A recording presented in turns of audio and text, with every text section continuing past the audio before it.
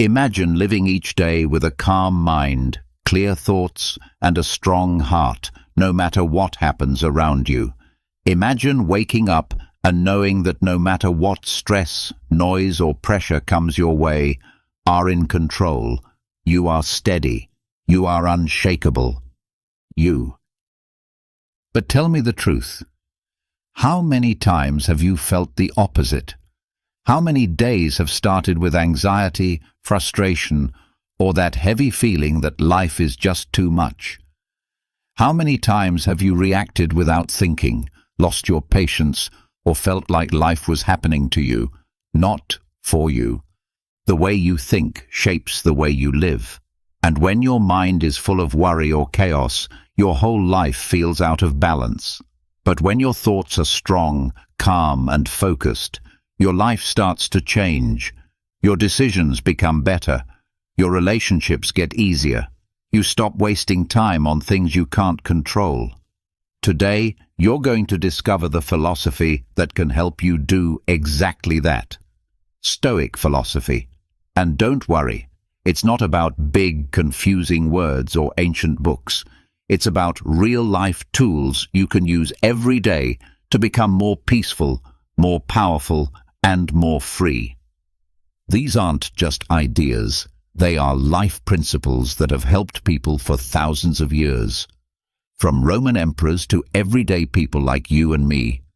So get ready, because after this video, you'll look at life differently. You'll stop being controlled by your emotions and start guiding them with reason. You'll learn how to protect your peace, no matter what happens outside of you. This is more than just watching a video. This is training your mind to stay calm in chaos, to stay strong in discomfort, to stay focused in a noisy world. So sit down, take a breath, and write this down. I am not here to control the world. I am here to control myself. Repeat it. Feel it. Believe it. Because the more you remind your mind of this truth, the stronger it becomes. The calmer you live, and the better your life gets. One choice, one thought, one breath at a time. Now let's begin. Some days feel like they pass without meaning. You wake up, do what needs to be done, check the messages, go to work, go home, and by the time your head hits the pillow, you wonder where the time went. You lived the whole day, but you don't remember being in it. It's like you existed without living. Now, think about this. What if one day a week could bring everything back into focus? What if one day could help you make sense of all the others? The Stoics believed in something powerful, setting aside regular time to pause, reflect, and reconnect with what truly matters. This wasn't about escape. It wasn't about running from life's stress. It was about facing it better, stronger, with more clarity. They didn't call it a Sabbath, but their practice held the same soul. Seneca wrote letters not just to give advice, but to help others, and himself, step back from the rush of life and see things as they really are. This was not laziness. It was discipline of the highest kind, the discipline to slow down with purpose, to think, feel, learn, and grow without distraction. And in our modern world, that might be the greatest strength of all. Seneca often said that people are frugal with their money, but wasteful with their time.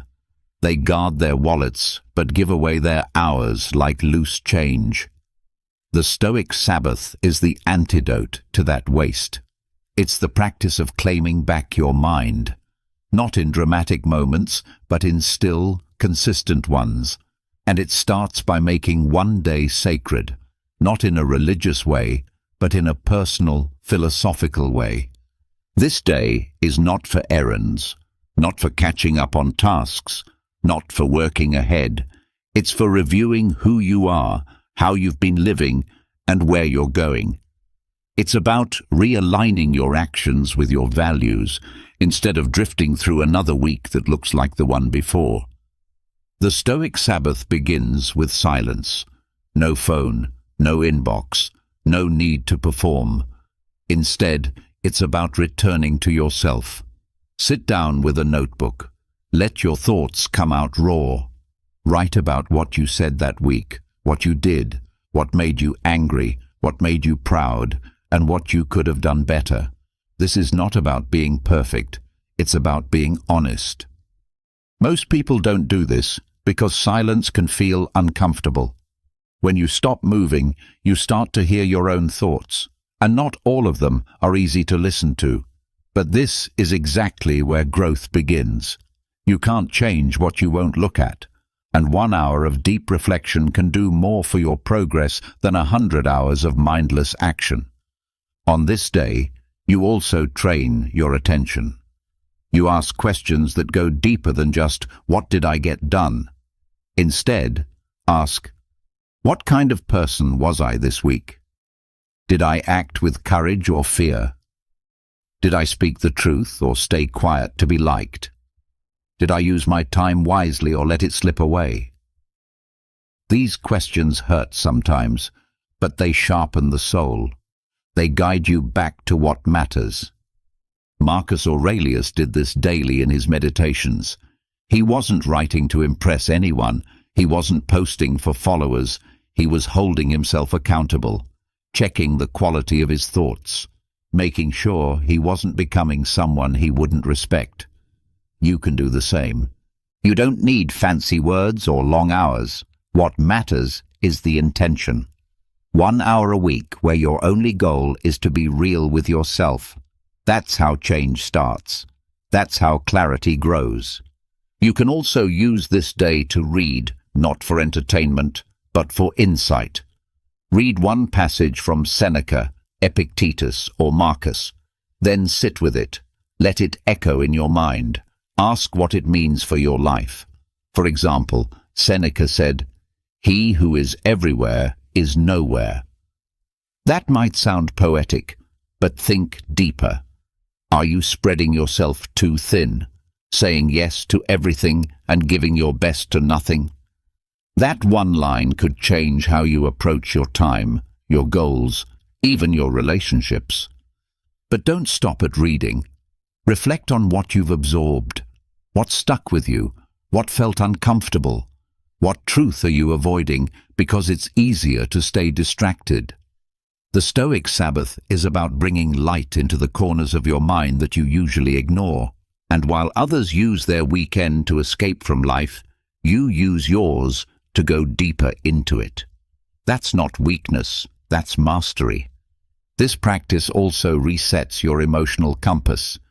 If something has been bothering you all week, something someone said, a mistake you made, a decision that feels off, write it out, break it down. Ask, is this within my control? If yes, take responsibility. If not, release it. That simple filter alone can bring you back to peace. Over time, this one day changes your relationship with every other day. You start to notice things more. You respond instead of react. You say no with more confidence. You move slower, but with more power. Why? Because you've trained your mind to come back to stillness. Some people try to find that stillness by leaving everything behind, going on long trips, quitting jobs, changing relationships.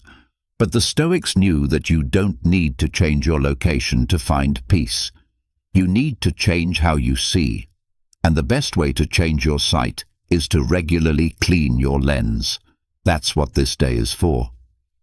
You'll also begin to notice patterns.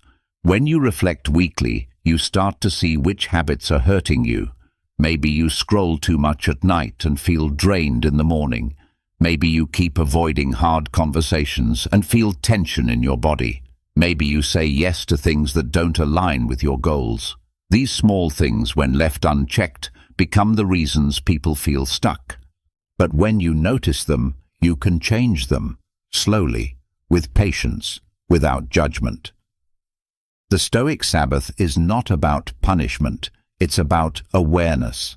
From awareness comes choice, and from choice, freedom. This practice also helps with decision-making. If you've been unsure about something, a project, a relationship, a habit, you now have space to step back. Ask, what would the wiser version of me do? Am I acting from fear or from principle? Will this matter to me in 5 years? These questions don't give perfect answers, but they help you ask better questions. And often, better questions lead to better lives. Think of this day as a check-in with your future self. Are you becoming the kind of person you'll be proud of later? Or are you drifting into someone you won't even recognize? It also deepens your sense of gratitude. When life moves fast, it's easy to focus on what's missing. But when you pause, you notice the small wins, the quiet moments, the kindness you showed, the strength you used when no one saw. Gratitude in this context isn't about pretending life is perfect. It's about seeing clearly that even in imperfection, there's beauty. Some people say, I don't have time for reflection. But the truth is, without reflection, you waste time on the wrong things. You make the same mistakes. You chase things that don't matter. You let life pass by without direction. Taking 1 hour to pause saves you hundreds of hours of confusion. It also makes you more resilient, because when life throws something hard at you, and it will, you'll have a stronger mind. A mind that's practiced in patience, in perspective, in letting go of what you can't control. This strength doesn't appear by magic. It's built through quiet, consistent reflection. You don't need to wait for a crisis to become wise. You don't need to lose everything to wake up. You just need to make space every week, to slow down, to think, to feel, to align. Over time, this weekly ritual becomes something you look forward to. Not because it's easy, but because it's real. It's where you face yourself without filters, where you remember what matters, where you reset your direction. This kind of day also strengthens your relationships. When you understand yourself better, you communicate with more clarity. You stop expecting others to give you what you haven't given yourself. You stop blaming and start leading. That shift can change how you show up as a partner, a parent, a friend. It also sharpens your focus. When you know your values, you stop chasing every new trend. You stop comparing. You stop being pulled in 100 directions. You focus on what truly moves the needle for you. That level of alignment is rare, but it's possible. The Stoic Sabbath doesn't require candles or ceremonies. It just requires presence, a journal, a quiet space, and the courage to meet your own mind. There's a kind of peace that comes when you no longer avoid yourself. When you face your doubts, your fears, your mistakes, and still say, I'm growing, I'm learning, I'm showing up.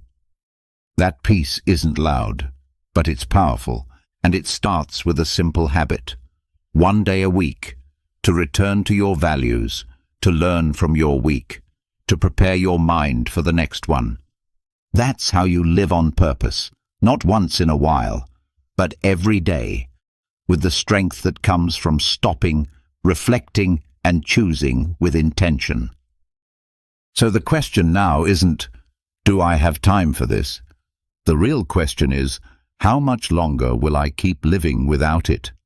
But what happens when you begin to live with purpose, when your inner life becomes stronger than your outer noise? There comes a moment when you notice a quiet shift. You no longer feel the need to constantly explain yourself. You no longer chase approval with every move. And yet, something strange appears. A world where appearances often matter more than truth. Where people try to look good instead of being good. This next part isn't comfortable, but it's necessary. There's a difference between living with integrity and performing it for applause. One is invisible but powerful. The other is loud but empty. And today, more than ever, we live in a time where the performance of virtue is everywhere.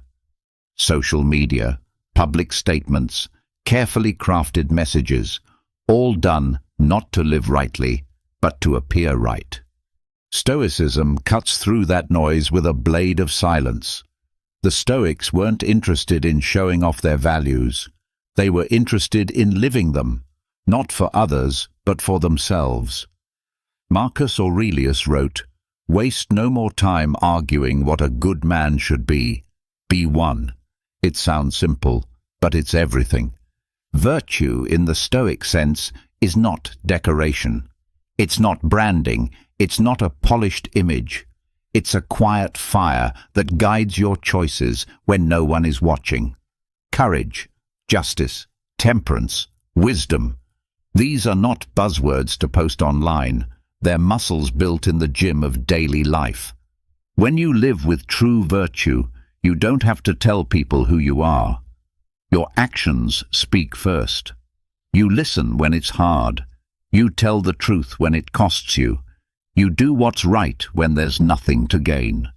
That's not glamorous. That's not viral. But it's real. Virtue signaling, on the other hand, is the opposite. It's loud. It needs witnesses. It thrives on being seen. A person says the right thing publicly, but treats people poorly in private. They post about kindness, but snap at the waiter. They demand justice online, but avoid personal accountability. It's not about growth, it's about image.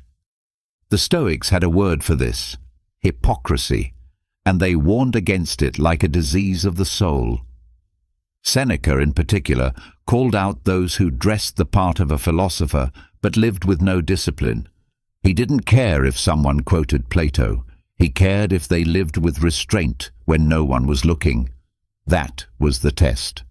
Living virtuously means doing the hard work inside, where nobody claps. It means noticing when you fall short and correcting it, not justifying it. It means practicing humility, even when you're right, especially when you're right. Because real virtue doesn't need to win, it needs to stay grounded. One of the biggest challenges in our world today is that people confuse visibility with value. If something is seen, it must be good. If it's not seen, it must not matter. But Stoicism flips that upside down. It teaches that the most valuable things are often invisible: your intentions, your discipline, your forgiveness, your restraint. If someone helps a stranger and never tells anyone, that's real.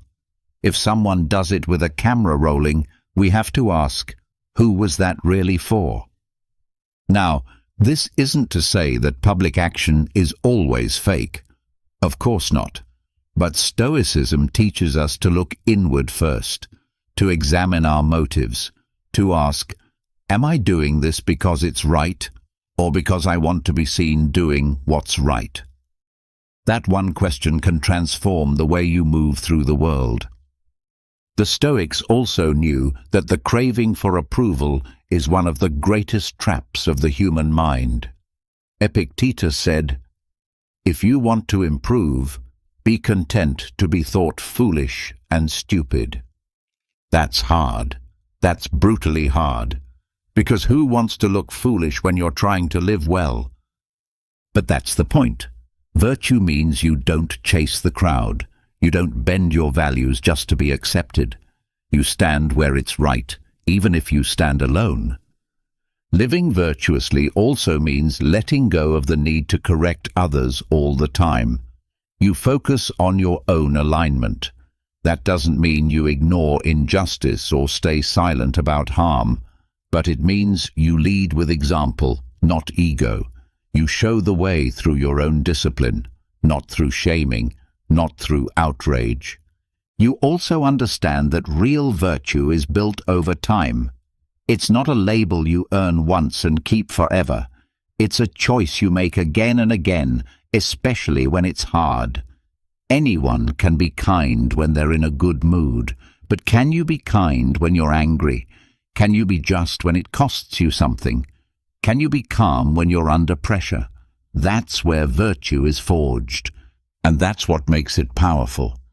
Because once it's real in you, no one can take it. People can misunderstand you. They can judge you. They can mock you. But if your soul is aligned, their opinions lose power. You don't need to prove anything. You just keep showing up with quiet strength. There's another reason Stoics valued silent virtue. It protects the soul from pride. When you constantly seek to be seen as good, you risk building your identity on the approval of others. And once that approval goes away, what happens to your worth? Stoicism helps you build a self that stands on its own, rooted in values, not applause. That doesn't mean you don't care about others. On the contrary, you care more deeply, because your care isn't performative. It's not calculated.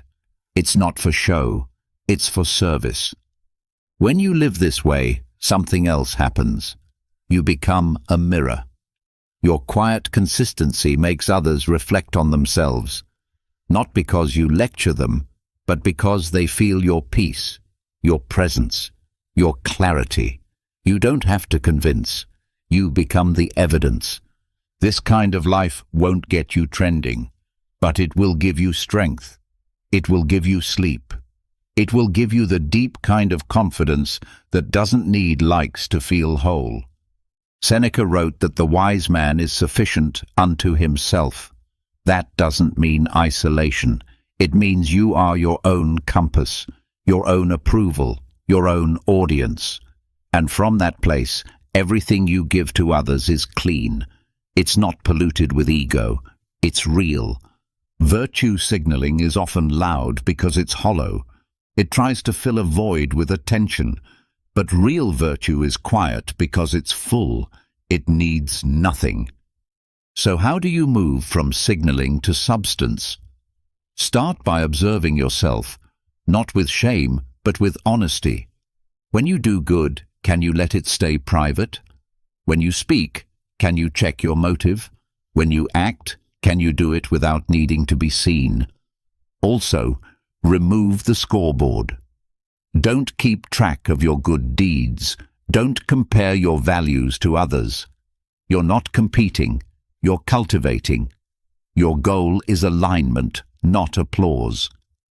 This also means allowing space for imperfection. You will fall short. You will act from ego. You will have moments where your words outpace your actions. That's human. But what matters is that you see it, that you return, that you keep growing toward better, not louder. And here's something else the Stoics knew. Real virtue often feels boring. It's not flashy. It's not dramatic. It's patient. It's restrained. It's consistent.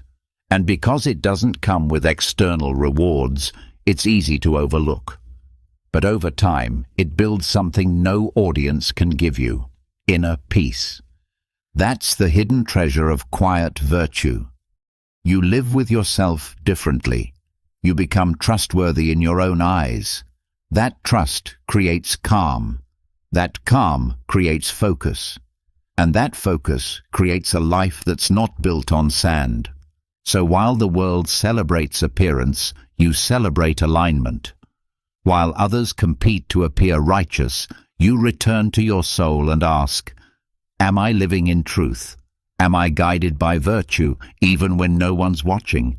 And maybe most important of all, you learn to celebrate in silence, to let your victories be private, to let your goodness speak softly. Because in the end, the goal is not to be admired. The goal is to be free. Free from the need to be seen. Free from the trap of pretending. Free to live a life that feels right, even if it's invisible. That is the reward of virtue, and it can never be taken away. There's a moment, after you stop needing to be seen as good, when a deeper test appears, not in your words, but in your heart. Not in your image, but in what you carry quietly. That test is called resentment.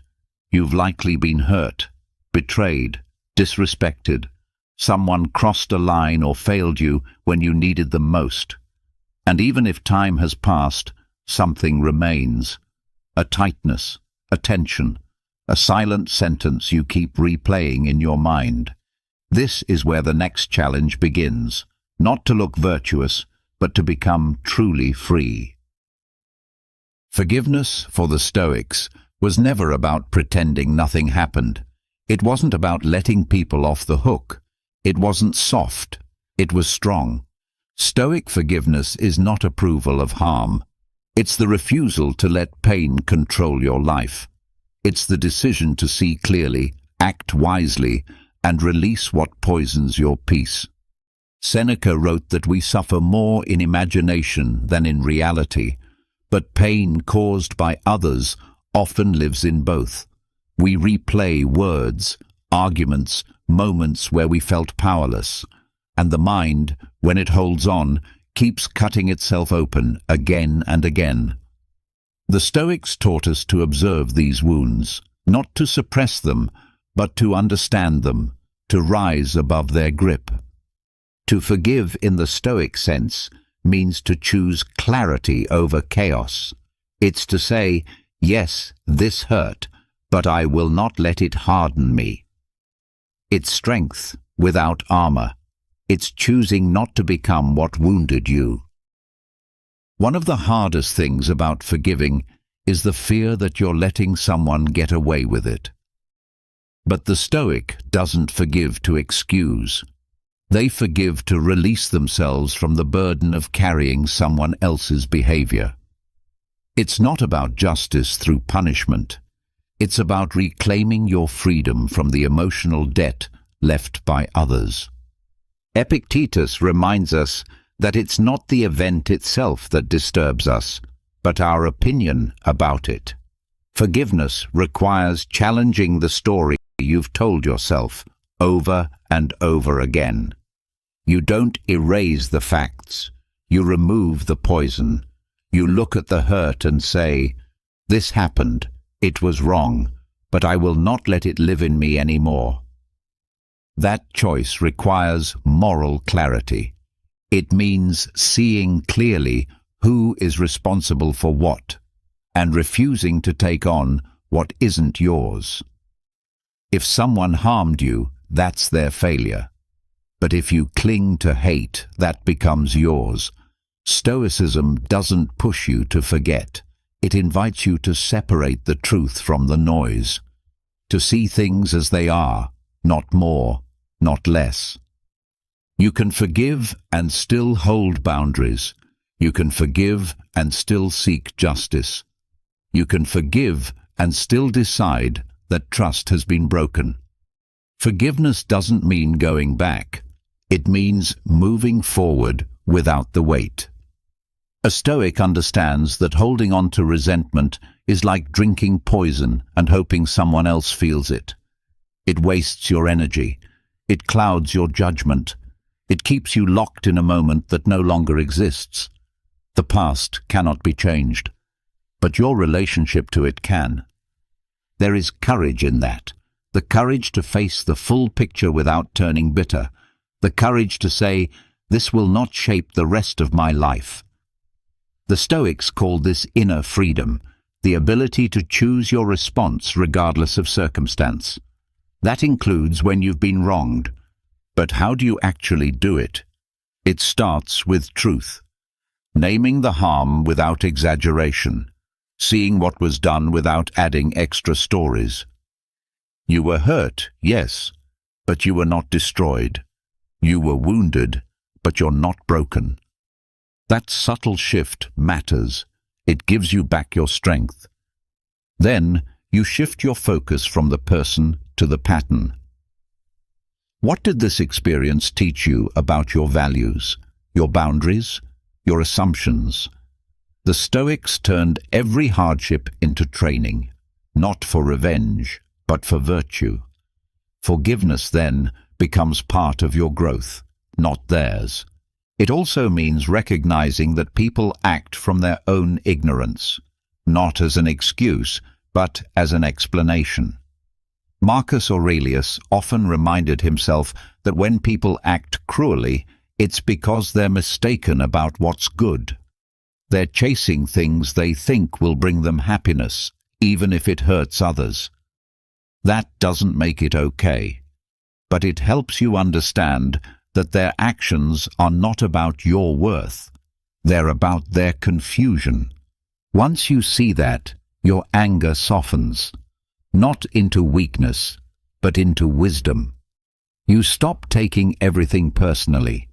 You start seeing the whole human picture, flawed, scared, trying, just like you. And if you think forgiving means you're letting them win, remember, the real victory is not needing to win. It's being free, free from emotional chains, free from the replay, free to show up in your life without carrying someone else's shadow. Forgiveness is not a one-time event. It's a practice. You may release it today and feel the bitterness return tomorrow. That's okay. You repeat the choice. You return to clarity. You remind yourself, their behavior is not mine to carry. That's discipline. That's freedom. The Stoics also saw forgiveness as part of self-respect. You don't forgive because they deserve it. You forgive because you deserve peace, because dragging their wrongness through your life keeps you tied to them longer than necessary. Forgiveness is how you walk away, not just physically, but mentally. And sometimes the person you most need to forgive is yourself, for not seeing it sooner, for staying too long, for saying the wrong thing, for reacting in anger. Stoic forgiveness includes self-forgiveness, not through pity, but through responsibility. You see the truth, take ownership, and correct your path. You stop punishing yourself for what you did when you didn't yet know better. Marcus Aurelius reminded himself daily, if you did wrong, correct it. If not, don't torture yourself. That's grace through clarity, and clarity is a form of strength. When you hold yourself to high standards, it's easy to be hard on yourself. But self-forgiveness is not weakness. It's how you reset. It's how you return to your center and try again with more wisdom. And forgiveness has another effect. It opens space. Space to think. Space to act. Space to grow. When your mental and emotional bandwidth isn't tied up in old pain, you're free to invest in the present. You can build, love, lead, without the background noise of betrayal echoing through your choices. This clarity also affects how you relate to others. You become slower to judge, quicker to listen. You no longer assume the worst because you've practiced seeing beyond behavior. You don't tolerate abuse, but you no longer carry every offense like a scar. You move lighter. And it's not because life has gotten easier, it's because you've gotten stronger. You've trained your mind not to collapse into hate. You've trained your heart not to close. You've trained your spirit to stay open, even when it's been tested. That's rare. That's powerful. That's stoic. So next time someone wrongs you, pause. Not to excuse, not to forget, but to ask, what's mine to carry? And if the answer is pain that doesn't belong to you anymore, let it go. Not for them, for you.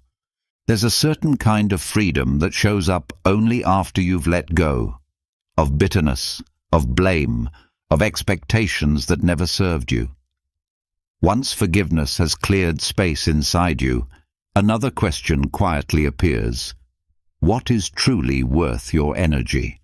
This is where the deeper layer of Stoicism begins to reveal itself. There is a strength that looks like silence, a discipline that feels like peace. It's not detachment out of coldness or numbness, it's focus born from wisdom. The Stoics called it adiaphora, indifference to externals. Not because they believed in apathy, but because they believed in clarity.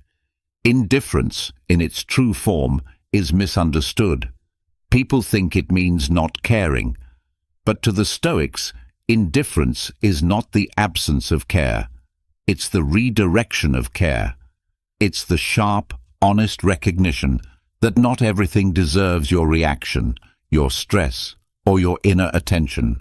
Some things are outside your control, and the moment you stop pretending otherwise is the moment you reclaim your power. This idea sits at the heart of Stoic practice. You are responsible for your choices, your character, and your mind. Everything else, praise, blame, wealth, status, weather, health, other people's opinions, is external. And because they are external, they cannot touch your soul unless you invite them in. That doesn't mean these things have no impact. Of course they affect our lives, but they don't define who we are. They don't determine whether we live with peace or chaos. Only our response does. When you stop investing emotional energy in things beyond your control, something powerful happens. Your time multiplies. Your focus sharpens. Your life becomes lighter. You are no longer pulled in every direction by every little thing. Someone criticizes you. It doesn't break your center. A plan falls through. You adjust without falling apart. You lose money, miss an opportunity, get ignored, misunderstood, disliked. These things used to rattle you. Now they pass like weather. They're noticed, but not absorbed. This doesn't happen through force. It happens through training. You learn to separate what you can influence from what you wish you could. That line becomes your compass, and following it over and over creates calm. The reason most people feel exhausted isn't because they're doing too much. It's because they're emotionally tangled in things that don't belong to them, trying to change people, trying to make everyone happy, trying to control outcomes that are not theirs to command. The Stoics offered a release from that madness. Through indifference, they gave us a map back to sanity. But it's not detachment from life. It's deeper engagement with what actually matters. Indifference to externals creates space to care more fully about the internal, about virtue, about wisdom, about growth. When you're no longer chasing likes or approval or comfort, you can finally focus on becoming excellent in character. This kind of indifference also sharpens your sense of priority. You stop saying yes out of guilt. You stop wasting hours trying to please people who will never be satisfied. You stop measuring success by things that can be taken from you. Instead, you start measuring it by who you become in the process. And the results are real. When your time isn't hijacked by drama or distraction, you become more present in what you do, more focused in your work, more grounded in your relationships, because you're not splitting yourself between what matters and what doesn't. You've drawn a line, and you keep it. Indifference also teaches you emotional discipline. When something upsetting happens, you pause. Not because you're numb, but because you've trained yourself to respond, not react. You ask, is this within my control? If not, you let go. If yes, you act with reason. This is not repression. This is power. The truth is, most of our stress comes from resisting what is. We want reality to match our expectations, and when it doesn't, we suffer. Indifference doesn't mean we stop caring about life. It means we stop clinging to the version of life we invented in our heads. You start accepting reality as it is, without bitterness, without denial. That acceptance brings peace. Not because everything is easy, but because you're no longer at war with what you cannot change. And this practice creates incredible strength, not the kind that flexes in front of others, but the kind that holds steady when storms come. The Stoics didn't want you to escape the world. They wanted you to be in it, deeply, honestly, bravely, but without being ruled by it. There's freedom in walking into each day, knowing that your peace is not tied to how people treat you, that your worth is not defined by outcomes, that your mind can stay calm in the middle of noise. It also helps you make better decisions, because when you're not driven by fear or approval, you see more clearly. You stop choosing based on short-term emotion and start choosing based on long-term virtue. Indifference removes the fog. It also protects your energy. When you practice this, you stop over-explaining yourself. You stop chasing arguments that don't lead anywhere. You stop obsessing over how others interpret your life. You begin to live lighter, not because life is lighter, but because your mind has become disciplined. And in that discipline, you discover joy. Not the thrill of validation, but the steady joy of inner freedom. The joy of knowing that your life is yours again, that you've stopped outsourcing your happiness to things you don't control. Indifference to externals is not about cold detachment. It's about warm focus. You still love, care, create, and contribute. But you do it with clear eyes and a steady hand. You don't try to bend the world. You bend yourself toward what matters. And because of that, you suffer less. Not because pain disappears, but because your resistance to pain disappears. You no longer expect the world to be perfect. You expect yourself to be resilient. That mindset changes everything. You start to see setbacks as part of the path. Discomfort becomes a teacher. Loss becomes a lesson. Every challenge becomes fuel for growth. Because your peace no longer depends on smooth conditions, it depends on your own clarity. When you practice indifference, your identity becomes stronger. You don't shift with every opinion. You don't collapse when something ends. You don't inflate when praised or deflate when ignored. You stay rooted. That stability helps others too. When you're calm, they feel safer around you. When you're clear, they find clarity in your presence. You become someone people can lean on, not because you have all the answers, but because you're not tossed around by every wind. This kind of presence can only grow in the soil of indifference to what doesn't matter. And it's not about becoming emotionless, it's about not becoming enslaved by emotion. You still feel, but your feelings don't drive your choices, your values do. And because of that, you trust yourself more, you respect yourself more. That respect leads to peace, the kind that doesn't depend on outcomes, the kind that comes from knowing, I showed up, I acted from principle, I wasn't pulled off course by every external wave. Indifference is not passive, it's active refusal to give power to things that have no real power. It's how you guard your mind, how you protect your values, how you reclaim your time. And the beauty of it is, it's available now. You don't need perfect conditions. You don't need anyone's permission. You just need the courage to draw that line. This matters. That doesn't. And then live it. Again and again. Until it becomes your way. Not just an idea, but a habit. That's how the hidden power of indifference becomes your quiet advantage in a noisy world.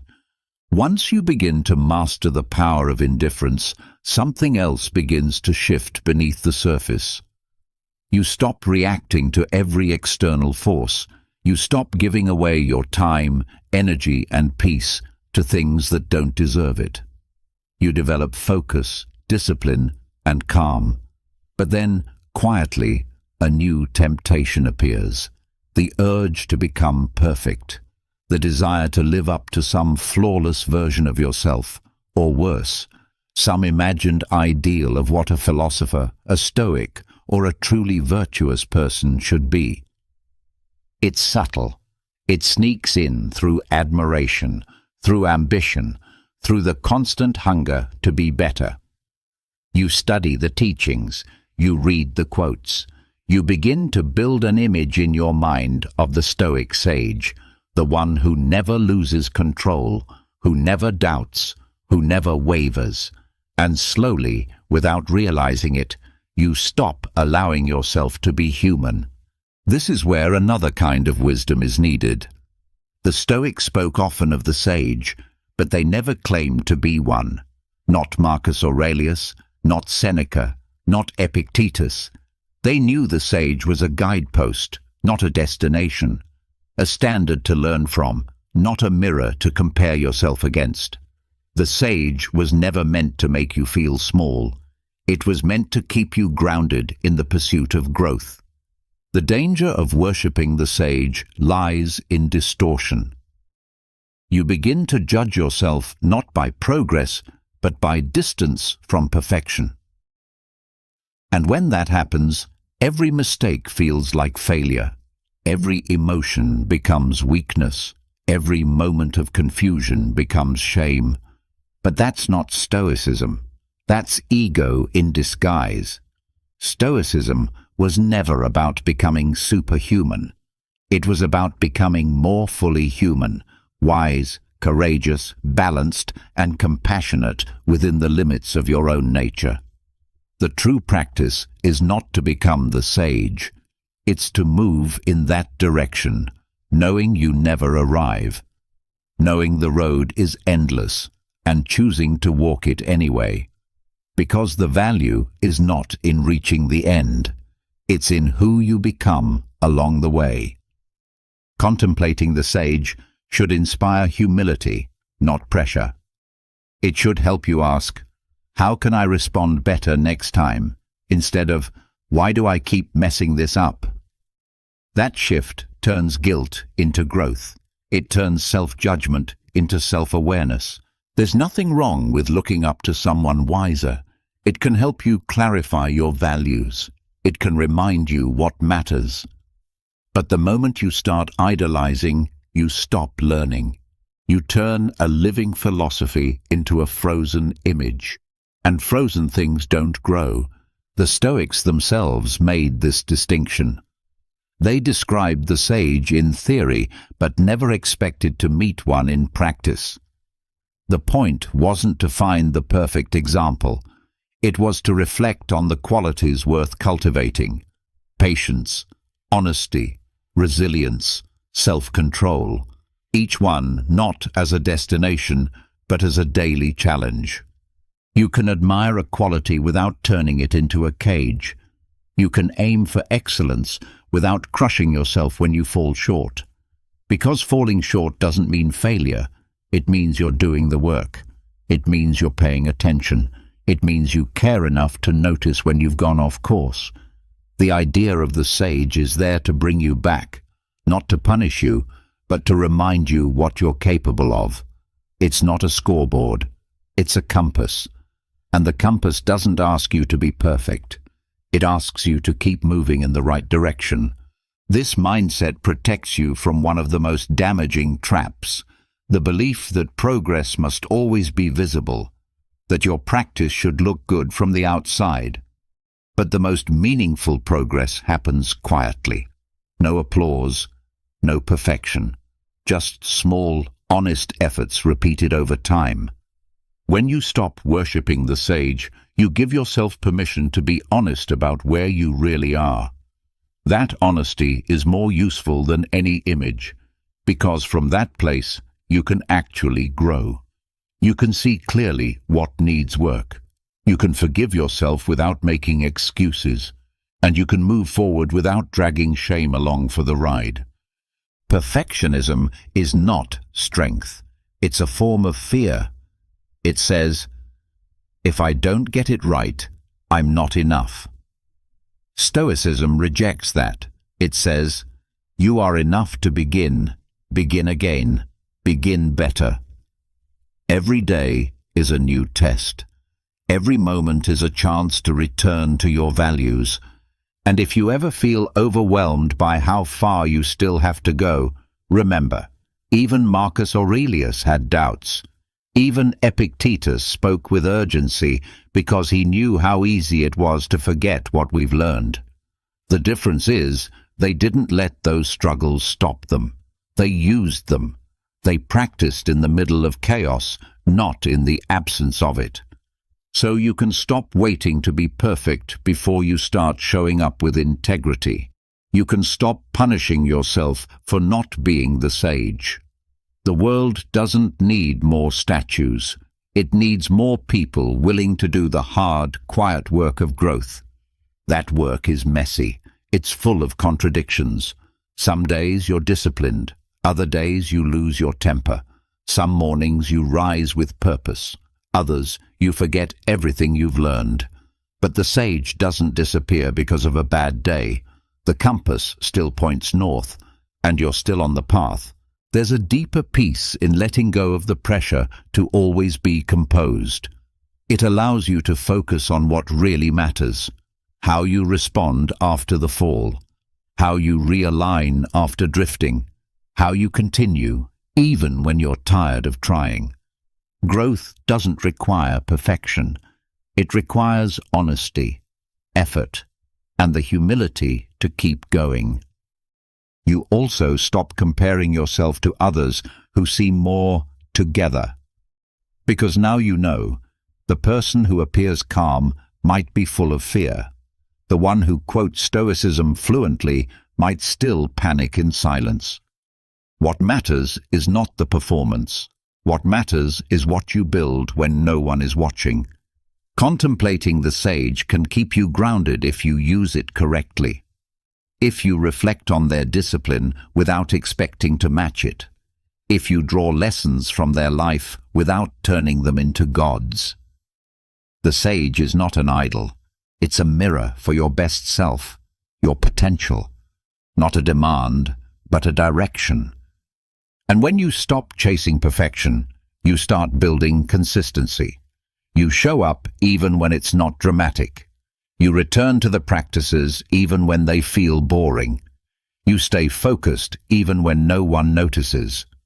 This quiet repetition is what transforms you.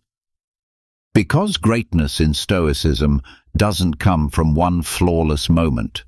It comes from 1,000 small choices. Choices to pause, to speak honestly, to act with restraint, to admit a mistake, to forgive, reflect, and begin again. The sage is not a superhero. The sage is someone who lives with principle, especially when it's hard. Someone who practices what they preach, even when no one's watching. Someone who fails and corrects, who struggles and keeps walking. You're not supposed to worship that. You're supposed to join it. And you do that not by copying every move, but by finding your own version of those values, your own way of living with wisdom, your own rhythm of returning to what matters. That's how philosophy becomes alive, when you make it yours. So keep studying, keep reflecting, keep learning. But don't forget that the real test is in your actions, not in how close you are to the sage, but in how deeply you live your truth. Progress, not perfection. Direction, not destination. This is how you grow without breaking. This is how you pursue virtue without pride. This is how you follow the sage without ever needing to become one. When you stop idolizing perfection and start focusing on steady, honest growth, something else comes into focus. Your body, not as decoration, not as a symbol of worth, but as a tool, a vessel, a temporary, powerful partner in the practice of virtue. After all, what good is wisdom if you're too tired to act on it? What use is clarity if your physical habits drag you down? The Stoics knew that the body matters, but not in the way modern culture obsesses over it. They saw it not as a trophy or a status symbol, but as an instrument for living a good life. Not the goal, but the means. They did not glorify the body, nor did they neglect it. Instead, they maintained it with respect, purpose, and discipline. This is a radical shift from what we're taught today. In much of the modern world, the body has become a project of endless comparison, a billboard of identity, a measurement of social value. But the Stoics rejected vanity. They did not train for admiration. They trained for function, for readiness, for the ability to meet life's demands with strength and balance. Caring for the body was a moral act, not because of how it looked, but because of what it allowed them to do. Wake up early, endure discomfort, speak clearly, resist laziness, serve others, show up fully. The body supported these goals, and so it was given its due attention, but never worshipped. Seneca wrote that a philosopher should care for his body, but not be ruled by it. If it failed, he would adapt. If it was strong, he would use it well. But in neither case did it define who he was. This is a powerful mindset, one that protects you from both obsession and neglect. Discipline, in the Stoic view, is not about extremes. It's about alignment. You eat not to punish or reward yourself, but to sustain clarity. You train not to sculpt an image, but to build endurance for life's weight. You rest not out of laziness, but to be fully present when action is needed.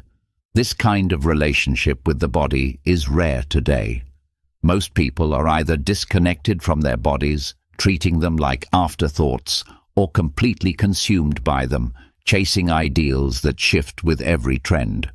But Stoicism teaches that health is not a performance. It is preparation. When your body is strong, your mind is sharper. You move through the day with energy. You make decisions faster. You carry yourself with purpose. You feel less reactive, less foggy, less weak. This is not about reaching a perfect state. It's about staying capable. The Stoics understood that you can't control everything that happens to your body. Illness, injury, age, these come whether you like it or not. But what you can control is how you treat it in the time you have. You can train it to be resilient, to recover, to serve, and to resist decay for as long as possible. Marcus Aurelius, even as emperor, reminded himself daily that the body was just flesh, blood, and bone. He didn't attach his worth to it. He used it as a tool. When it hurt, he didn't panic. When it weakened, he adapted. But he didn't ignore it either. He stretched, he worked, he walked. He understood that philosophy doesn't live only in books. It lives in how you carry yourself every day. There's also a deeper lesson here. Caring for your body builds character. It teaches patience. It demands consistency. It asks you to show up even when you don't feel like it. And that kind of discipline spills over into every other part of your life. When you wake up early to move your body, you're not just building muscle, you're building momentum. When you choose to eat with awareness, you're practicing moderation. When you sleep on time, you're choosing wisdom over impulse. These choices reinforce who you are becoming, not just physically, but ethically. But here's the difference. The Stoics didn't glorify discomfort for its own sake. They didn't push for burnout. They valued rest as much as effort. The key was balance. Effort aligned with purpose. Rest aligned with renewal. The body was not a battlefield, it was a discipline, and it wasn't isolated from the mind. The Stoics saw the body and mind as partners. What you do to one affects the other. Physical pain tests your reason. Illness tests your patience. Hunger tests your temper. Fatigue tests your judgment. Training your body is also training your ability to stay grounded under pressure. That's why Stoic practice included physical hardship, not to suffer, but to prepare. Cold showers, long walks, simple diets. These were ways to strengthen both body and will, to make comfort a choice, not a dependency, to become the kind of person who can face discomfort without complaint. In a world of luxury and convenience, that mindset is more powerful than ever. When everyone else seeks ease, you choose readiness. When others avoid discomfort, you train for it. That's not cruelty. It's care, not obsession. It's responsibility. And that responsibility includes knowing your limits. The Stoic doesn't chase exhaustion. They don't tie their worth to performance. They listen to their body with respect. They recover when needed. They don't ignore pain. They observe it. They respond. They adjust. They continue. The purpose of this attention is not vanity. It's virtue. You care for your body because you have work to do in this world, because someone might need you strong, because you've been given one life and one vessel, and stewardship is a form of gratitude. You don't neglect it because that's waste. You don't worship it because that's foolish. You maintain it because it is your tool for action. And when it's well tended, everything else improves. You think clearer, you move faster, you sleep deeper. You resist temptation more easily. Your emotions become steadier. Your resilience sharpens. All of this allows you to live by principle with greater ease. Even your presence changes. When you stand with a strong posture, when your breath is calm, when your movement is intentional, people feel that. It builds trust, not because you're performing, but because you're aligned. The body reflects that alignment, but none of this requires perfection. You don't need to be an athlete. You don't need to chase aesthetics. You simply need to return to the basic question: is my body supporting my purpose? If not, what can I improve? Gently, consistently, honestly. This approach also protects you from falling into extremes. The Stoic doesn't attach pride to suffering. They don't brag about workouts or punish themselves for missed days. They keep going, quietly, with focus, because the goal is not to impress. The goal is to prepare.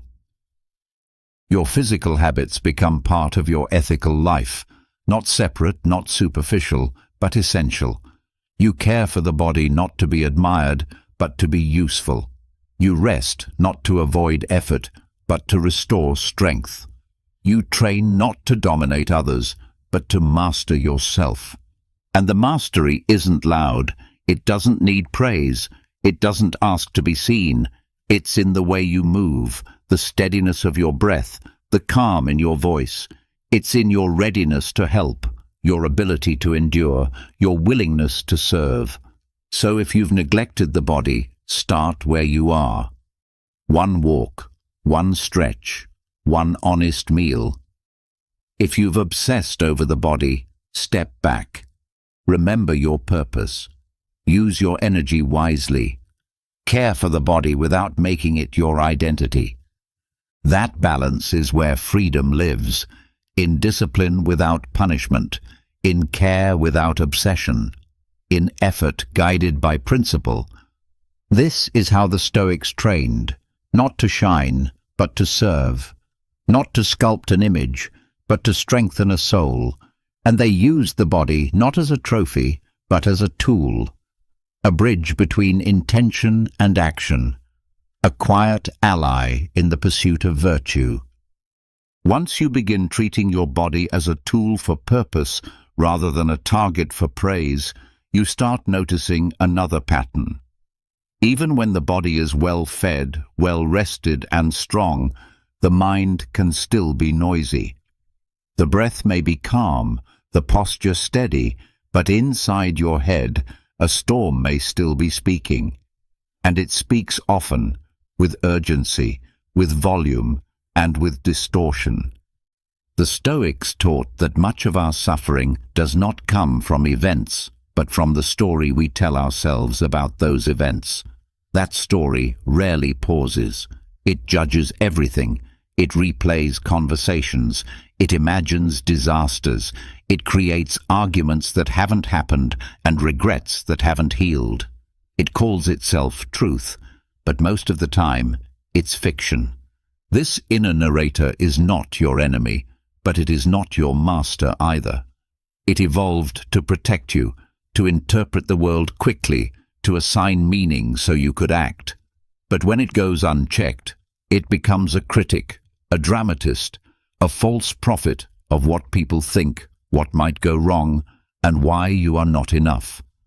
Stoicism offers an answer, not by trying to erase thoughts, but by helping you see them clearly.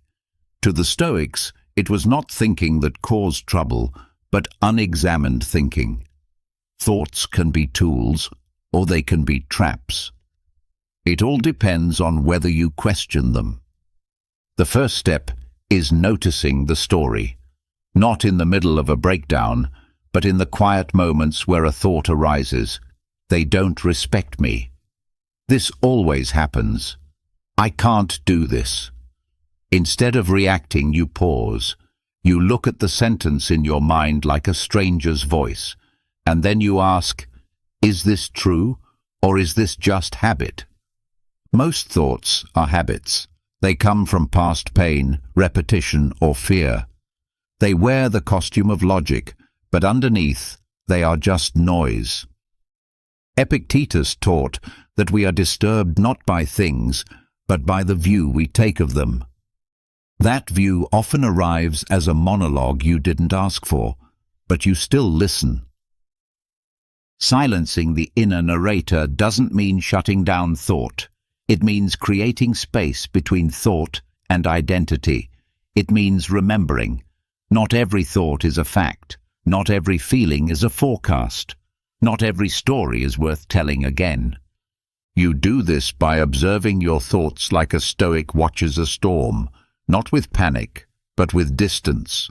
You say, a thought is passing through. Let me see it without becoming it. That small act turns chaos into awareness, and awareness is where self-command begins. The Stoics used reason as their anchor. When fear spoke, they questioned it. When pride rose, they examined it. When anger burned, they challenged it. They knew the mind could deceive as easily as it could guide. So they treated it like a muscle, one to be trained, not blindly obeyed. This discipline helps you reduce anxiety, not by denying uncertainty, but by stopping the stories that exaggerate it. Your narrator says, "What if this ruins everything?" Stoic thinking replies, "Let's look at what's actually happening." Often, the worst-case scenario is not real. The suffering is in the projection, not the present. Marcus Aurelius reminded himself constantly, "You have power over your mind, not outside events. Realize this, and you will find strength." That power begins when you start choosing which thoughts to feed and which ones to release. Feeding a thought means rehearsing it, repeating it, believing it without challenge. Releasing it means seeing it rise and fall like a wave that doesn't need your attention to crash. You are not the wave. You are the ocean underneath. You also start to separate yourself from your inner critic. The narrator often sounds like you, but its tone is judgmental, impatient, harsh. It points out what's missing, what went wrong, what others might be thinking. You can notice this voice and say, "That's not me. That's the untrained part of my mind trying to stay in control." The Stoics weren't immune to inner noise, but they created practices to keep it from taking over. One of those practices is writing. Putting your thoughts on paper breaks their illusion of power. What sounds overwhelming in your head often looks small when written down. Another practice is reframing. When your narrator says, "I failed," the Stoic reframes, "I learned." When it says, "They hurt me," the Stoic reframes, "They acted from ignorance, not evil." When it says, This is the end the Stoic reframes. This is one part of a much longer story. This reframing isn't denial, it's choice. It's the decision to tell a story that strengthens you, not weakens you. A story grounded in reason, not panic. In clarity, not catastrophe.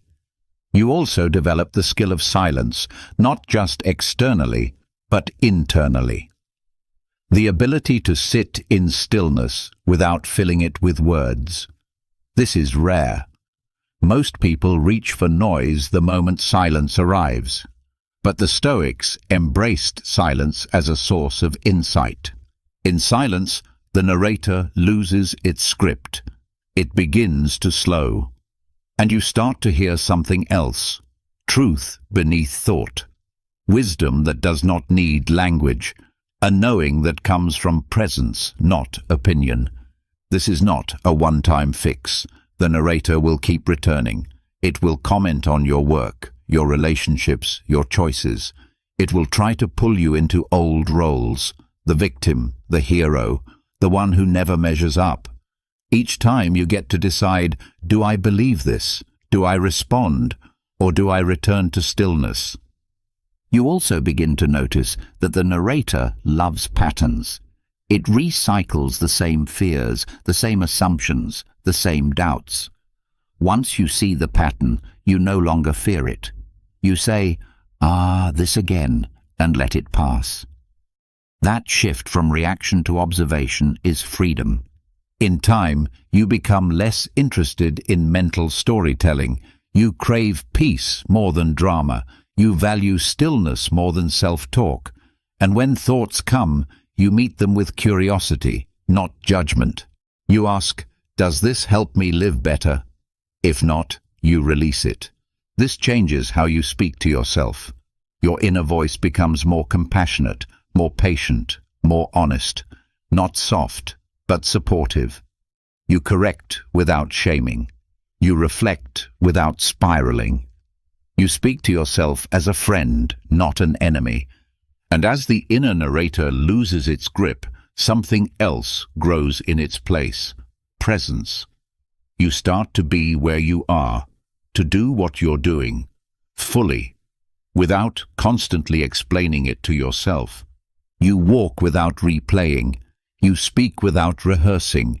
You listen without waiting to respond. Life becomes quieter inside. Not empty, but focused. Not dull, but deep. This is the result of Stoic training. Not a silencing of the mind, but a strengthening of it. So that thought becomes tool, not tyrant. So that the narrator serves you instead of running you. It doesn't mean you never think. It means you think clearly, with choice, with awareness. It means you stop being dragged by your mind and start guiding it. This is how the Stoics lived. Not free from thought, but free from being ruled by it. Not empty, but steady. Not without inner voices, but with the strength to answer them wisely. That strength is available now. In every moment you choose stillness over story, clarity over reaction, awareness over noise. That is the quiet victory. That is how you return to yourself, fully, calmly, and on purpose. When the inner narrator begins to quiet, you start to notice what's been beneath all along, the clarity to see, the space to create. The noise fades, and something steady rises. That stillness becomes fertile ground for deeper work, especially for those whose lives are shaped by expression. For artists, writers, musicians, thinkers, and builders of all kinds, the mind is the tool and the battlefield. And this is where Stoicism meets creativity in the most unexpected and powerful way. Creative people often wrestle with intensity. There's passion, doubt, longing, perfectionism. There's the pull to share something meaningful, paired with the fear of being seen and misunderstood. There's the joy of building and the pain of being judged for what you've built. But Stoicism offers creators a quiet strength that shields without numbing, sharpens without hardening. The Stoic approach doesn't limit creativity, it protects it. It creates the emotional space to keep working without getting stuck in praise or crushed by silence. It brings you back to the core, making something not to be celebrated, but because it must be made. Not for applause, but for alignment. The process becomes the focus. The outcome becomes extra. Detachment from results doesn't mean not caring. It means caring in the right direction. You do your work with full heart, with full effort, but you release your grip on what comes after. You don't chase perfection. You pursue craft. You don't measure the work by numbers. You measure it by truth. This mindset frees creators from the prison of expectations. You stop writing only to go viral. You stop painting for approval. You stop performing to fill a hole. Instead, you return to the reason you started, to give form to something honest, to follow curiosity, to bring clarity where there was once confusion. Stoicism teaches you to control what is yours, the effort, the discipline, the intention, not the market, not the audience, not the reception. Your job is to show up, to refine, to improve, to finish. The rest is wind and weather. When creators lose this perspective, they burn out. They compare constantly. They question their worth based on shifting trends. But when you practice Stoic detachment, you gain resilience. Rejection doesn't destroy you. Success doesn't inflate you. You stay steady, not cold, not distant, but anchored. This allows your work to become deeper. You no longer perform creativity. You embody it. Your art becomes an act of integrity, not insecurity. You write because you need to speak. You sculpt because your hands remember something your words cannot say. And you let the work live without needing it to explain you. The Stoics remind us, you are not your reputation, you are not your applause, you are not your failures or your reviews. You are what you build, how you show up, and whether you stay true to your values when no one is watching. This is especially important when you're in the middle, when you're unknown, unrecognized, uncertain. Stoic philosophy helps you endure that quiet space. It teaches you to love the making, not the outcome, to wake up and do the work, even when no one's asking for it. You stop waiting for permission. You stop waiting for motivation. You work because it is right to work, because the process itself is its own reward. That doesn't mean you avoid growth. On the contrary, you pursue excellence. You seek feedback. You sharpen your skills, but you do it from love of the craft, not fear of being irrelevant. You stop begging your art to make you feel valuable. You bring value to your art by being disciplined. Stoicism also helps with fear. The fear of starting, of being seen, of being criticized. The Stoic doesn't deny fear. They walk with it. They see it, thank it for showing up, and continue anyway. Because fear does not decide. Principle does. You also learn how to endure silence. There will be projects that land with no echo, posts that no one sees, work that no one acknowledges. And in that silence, many creators stop. But the Stoic creator continues, not because they're immune to disappointment, but because they've trained their mind to care more about the work than the reward. There is joy in this, not loud joy, but the deep, satisfying kind. The kind that comes from knowing you gave your best, even if the world never notices. You sleep better, you speak less, you create more. You also become a better collaborator. Stoic practice teaches humility. You let go of the need to be right. You listen. You give feedback without ego. You serve the work, not your status. This kind of posture creates trust. It allows great things to be built together. Stoicism teaches presence. That's everything for a creator. To write the next sentence without comparing it to the last. To play the next note without fearing the reaction. To take the next photo without worrying about whether it will trend. You focus only on what's in front of you. That presence sharpens your senses. You notice more, you feel more, but you don't cling to those feelings. You use them, channel them, translate them into form, and then let them go. When your identity isn't tied to the product, you become free to take risks. You can experiment without fear. You can try something wild, knowing that failure is not fatal. It's information. That's where breakthroughs happen, in the space where results don't define you. Over time, you start to notice something unexpected. Your work improves. Not because you're forcing it, but because you've cleared the internal clutter. There's less self-doubt, less panic, less need. Just attention, just action, just effort. You stop obsessing over originality. You focus on sincerity. You stop comparing your pace to others. You focus on your rhythm. You stop chasing productivity hacks. You focus on depth. And when success does come, if it does, you meet it with perspective. You don't let it own you. You thank it, you learn from it, but you keep going, because you were never working for the spotlight. You were working for the craft. That mindset keeps you grounded. When success fades, you're still here. When criticism stings, you stay soft. When doubt returns, you meet it like an old companion, not a threat.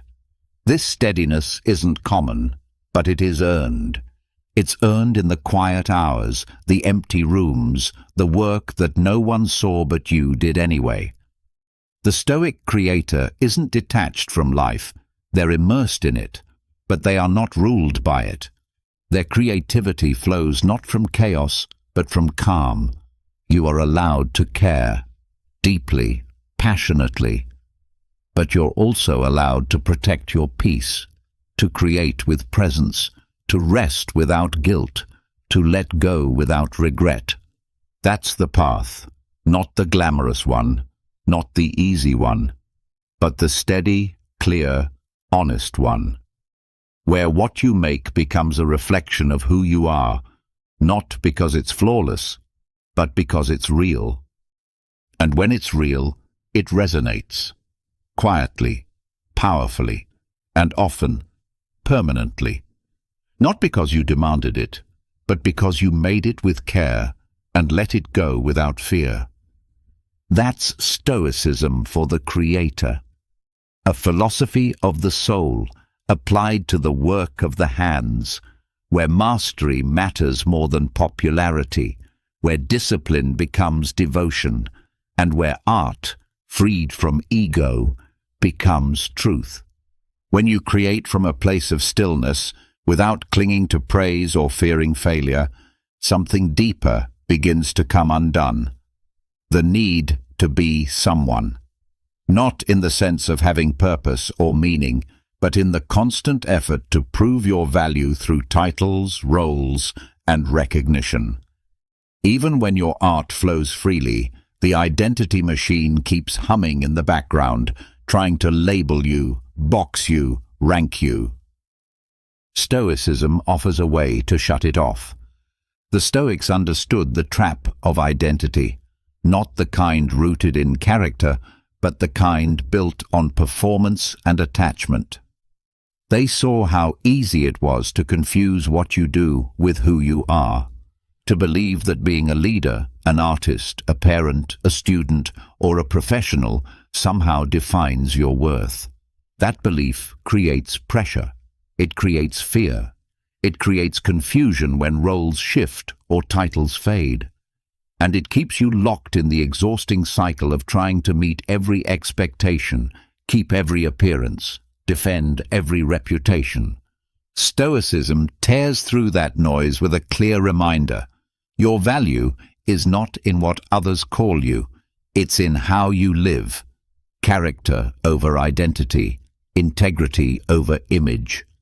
Marcus Aurelius ruled the most powerful empire of his time, yet he constantly reminded himself that being emperor was just a role he was filling temporarily, a role that did not protect him from weakness, failure, or death. He trained himself to return to what he was, not what he represented, a human being, part of nature, given reason and expected to live by it. This mental shift is vital because roles are unstable. You can be a CEO one day and unemployed the next, a caregiver today, then alone tomorrow. Life changes. The role you attach your value to will not always be yours. So Stoicism teaches detachment, not withdrawal, but perspective. You play the role with full presence, with full effort, but you do not cling to it. You don't forget that underneath the uniform, the position, the compliments, or the criticisms, you are still the same. This protects you from collapse when identity changes. If you lose a job, you don't lose yourself. If a relationship ends, you don't become empty. If status shifts, your foundation holds. Because your worth isn't sitting on top of labels, it's built from character. That character is measured not by what people say about you, but by what you choose when no one is watching. Are you honest? Are you patient? Do you act with courage? Do you lead with reason instead of reaction? These questions matter more than your title, your profile, your image. The world, however, often pulls in the opposite direction. From early on, you are rewarded for wearing the right labels. Smart, talented, successful, attractive, important. The more people recognize these labels, the more you attach to them.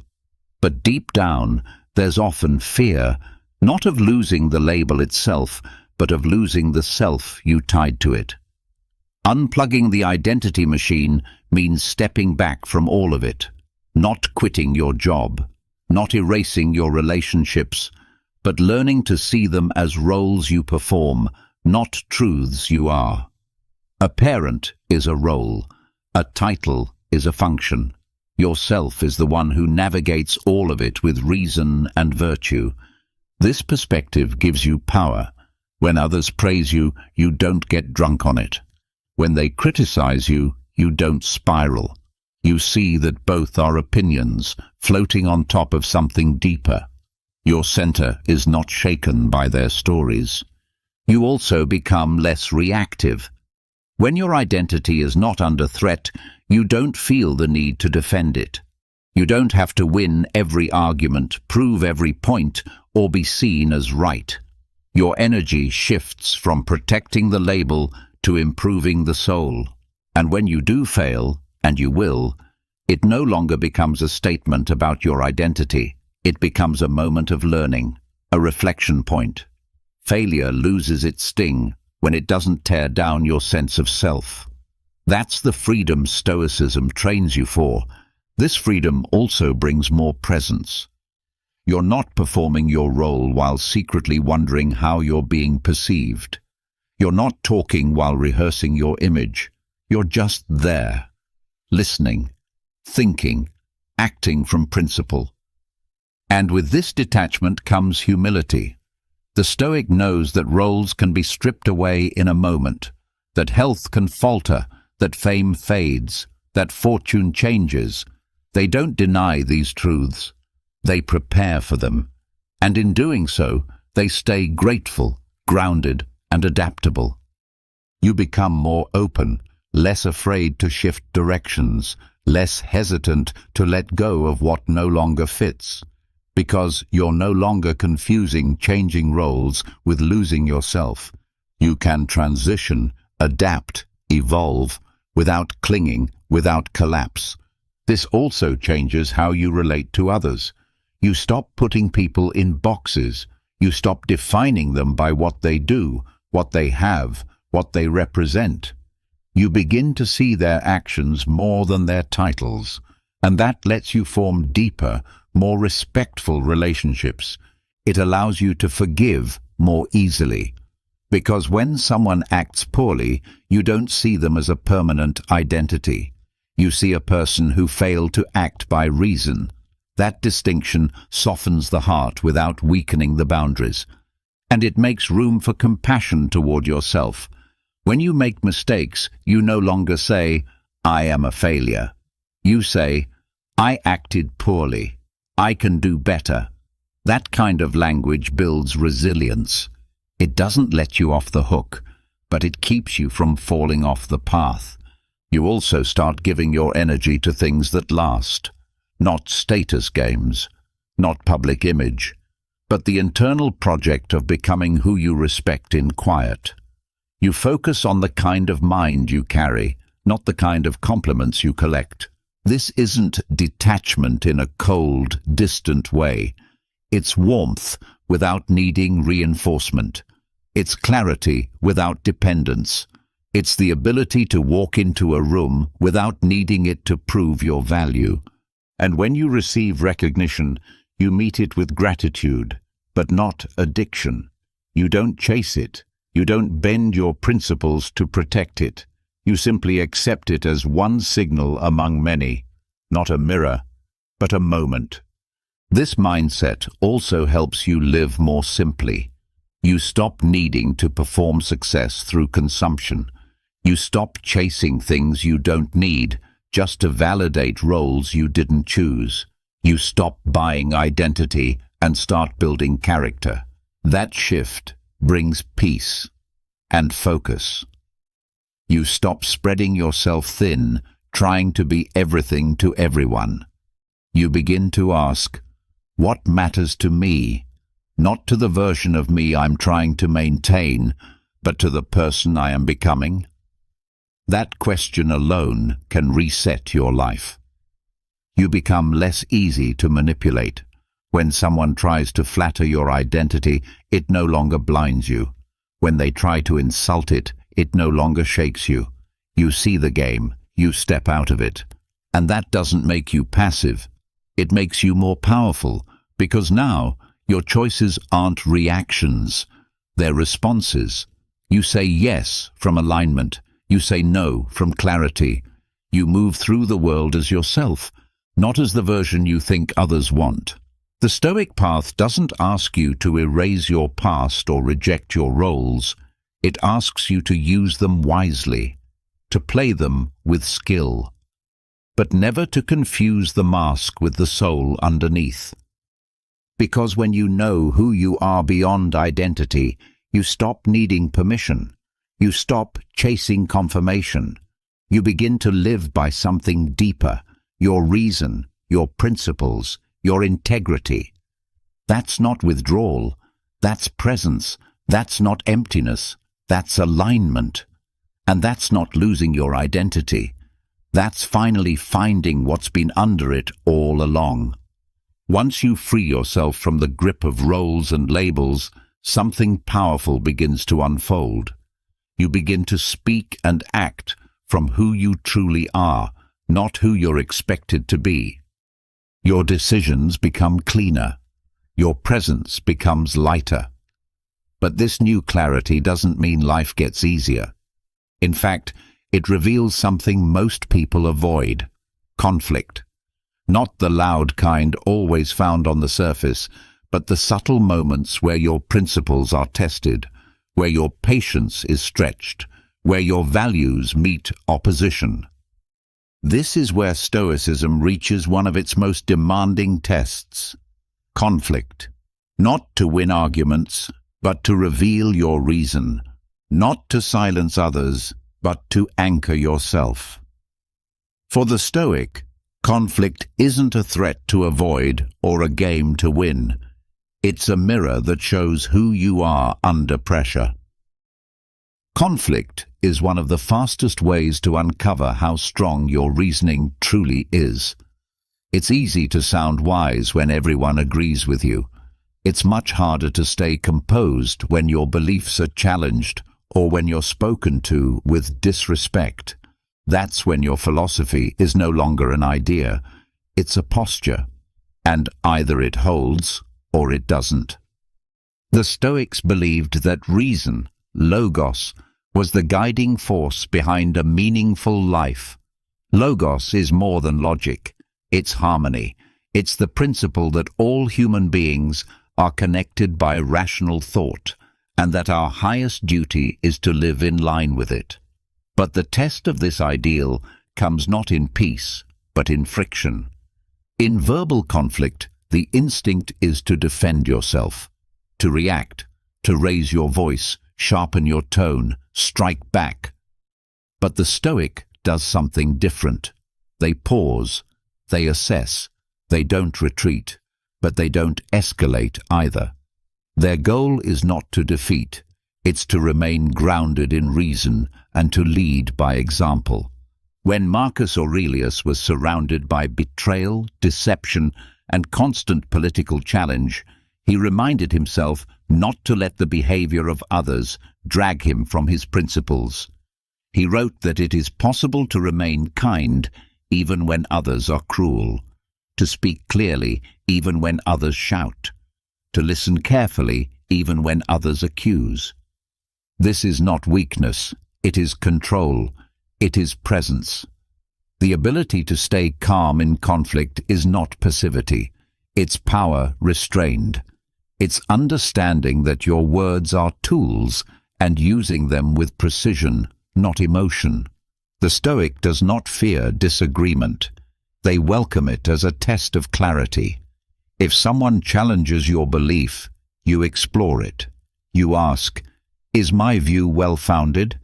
Am I attached to being right or committed to discovering truth? This mindset turns conflict into dialogue. It creates space for growth, not just defense. Even when someone is clearly wrong, the Stoic sees a deeper opportunity.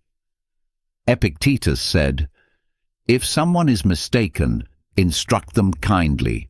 If they will not listen, bear with them." That doesn't mean accepting injustice. It means choosing the right method to respond. Anger may feel justified, but it often blocks the very understanding you want to reach. This applies in debates, in conversations with loved ones, in professional disagreements. Every time someone's view opposes yours, the Stoic asks, can I stay steady? Can I respond from principle instead of ego? Can I show strength without creating more harm? One of the most common forms of conflict is being misunderstood. Your actions are misread, your words are twisted, your intent is questioned.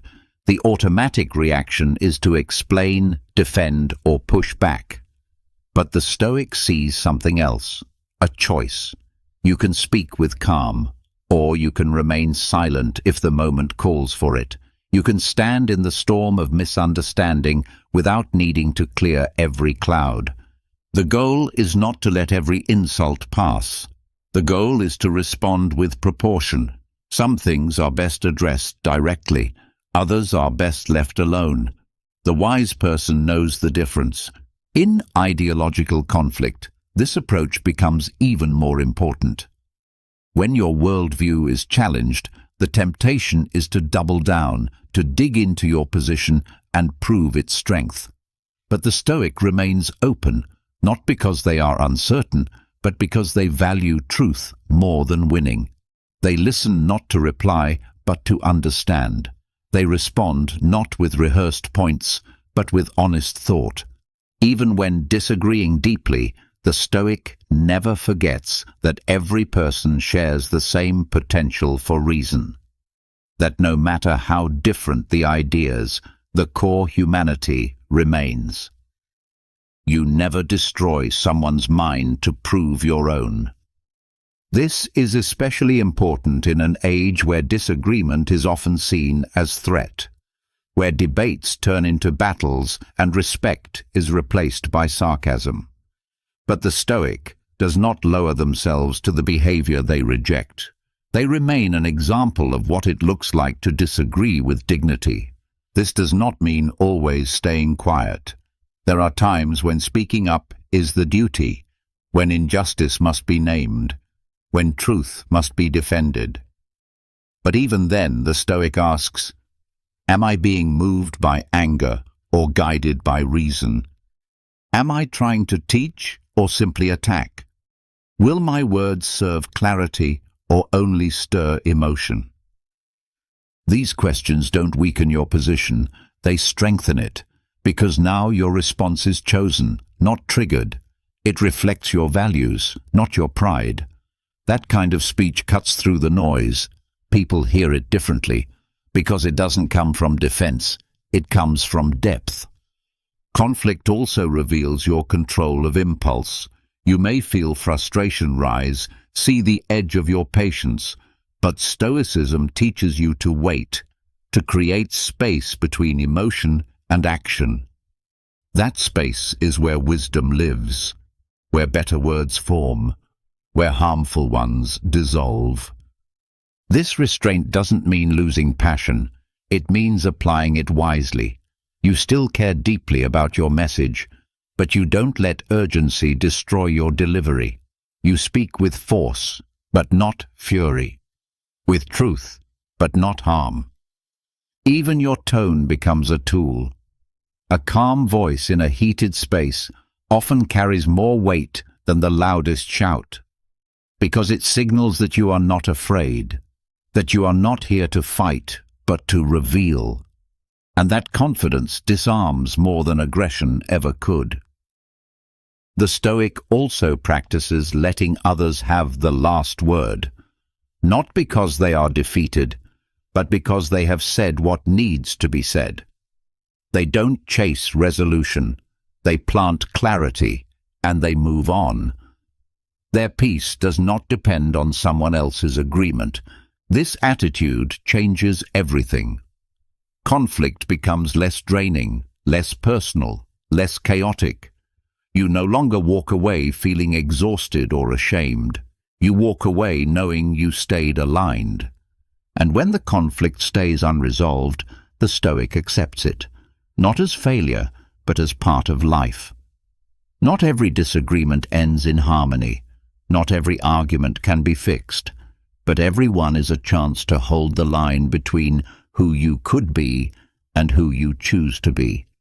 With time, this practice becomes your nature. You start noticing which fights are worth entering and which are best declined. You stop fearing conflict, but you also stop feeding it. You start speaking more clearly and listening more deeply. You stop needing to dominate. You start choosing to demonstrate. And through it all, you remain centered. Not because you control the other person, but because you control yourself. That's what the Stoics trained for.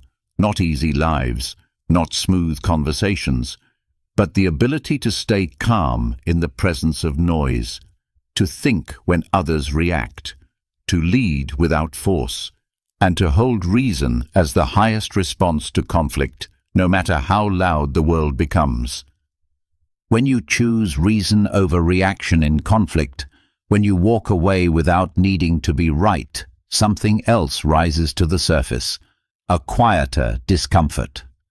You've acted with clarity, you've held your ground without aggression, but they still don't see it. They twist your meaning, they call you weak, they speak about you as if they know your intent, and suddenly your peace is threatened not by what was said, but by how you're seen. This is where another kind of test begins, the courage to be misunderstood. There is something uniquely difficult about being judged unfairly. It touches pride, shakes self-image, tempts explanation. You want to clear it up, to make them understand, to correct the story. But Stoicism teaches a different path, not silence out of fear, but restraint from wisdom, not detachment because you don't care, but stillness because you've chosen not to give your peace away. The Stoics called it apatheia, a state not of indifference, but of disciplined calm, a freedom from emotional disturbance when facing things beyond your control. Being misunderstood is one of those things. You cannot control how others see you. You cannot make them understand your heart, your motive, or your reasoning, but you can choose how much of yourself you give to that misunderstanding. Most suffering in this space comes not from the judgment itself, but from the need to fix it, the urge to be seen rightly, the desire to be liked, approved, justified. These are normal impulses, but they create a subtle form of bondage, because now your inner state is tied to someone else's story. The Stoics sees this clearly. They know that peace is not earned through convincing others. It is claimed by remaining whole, even when others are wrong about you. Their silence isn't weakness, it's control. They understand that explaining yourself endlessly often leads not to clarity, but to deeper confusion. You can explain yourself once, you can speak your truth calmly. But when explanation becomes obsession, when your mind begins to beg for correction from others, you've handed over something sacred, your self-trust. Marcus Aurelius wrote that you must be satisfied with your own soul walking its path, even if no one joins you, even if others misunderstand. Because if your conscience is clear and your actions are aligned with reason, then you've done your part. This is not arrogance. It is responsibility. You take full ownership of your thoughts, your choices, your values, and then you release what is not yours to carry, opinions, rumors, reactions. Not because you are above it, but because you are not built to be shaped by every passing voice. This mindset requires courage, because being misunderstood is uncomfortable. It isolates you. It makes you feel unseen, unheard, alone. But the Stoic trains themselves to find strength in that space, to hold steady, to speak when it's useful, and remain silent when it's not. Even among friends, this test appears. You act from principle, and they think you've changed. You choose a quieter life, and they say you're wasting your potential. You walk away from conflict, and they think you're afraid. You speak with kindness, and they think you're naive. In these moments, you must decide, do I explain myself, or do I stay true to the path I've chosen? Often, silence says more. Apatheia doesn't mean you feel nothing. It means you feel deeply, but without losing control. You notice the sting of judgment, and you breathe. You hear the twist of your words, and you stay still. You see the labels being placed on you, and you refuse to wear them. You don't retreat in bitterness. You continue to live well. You let your actions speak over time. And when people are ready to see you clearly, they will, or they won't. Either way, your life is not waiting on their vision. This posture gives you a unique kind of freedom. You are no longer a servant to perception. You no longer live in reaction to every opinion. You walk into a room not needing to perform. You leave a conversation not needing to correct. You write, speak, lead, not because it will be accepted, but because it is right. You also stop over-apologizing. You apologize when you're wrong, not when you're uncomfortable. You stop over-explaining. You let the misunderstanding sit without chasing it. You stop chasing closure. You trust that time, truth, and consistency will reveal what matters most. This doesn't mean becoming cold. You can still care for others. You can still seek harmony when possible, but you stop sacrificing your values for the sake of image. You stop trading your peace for validation.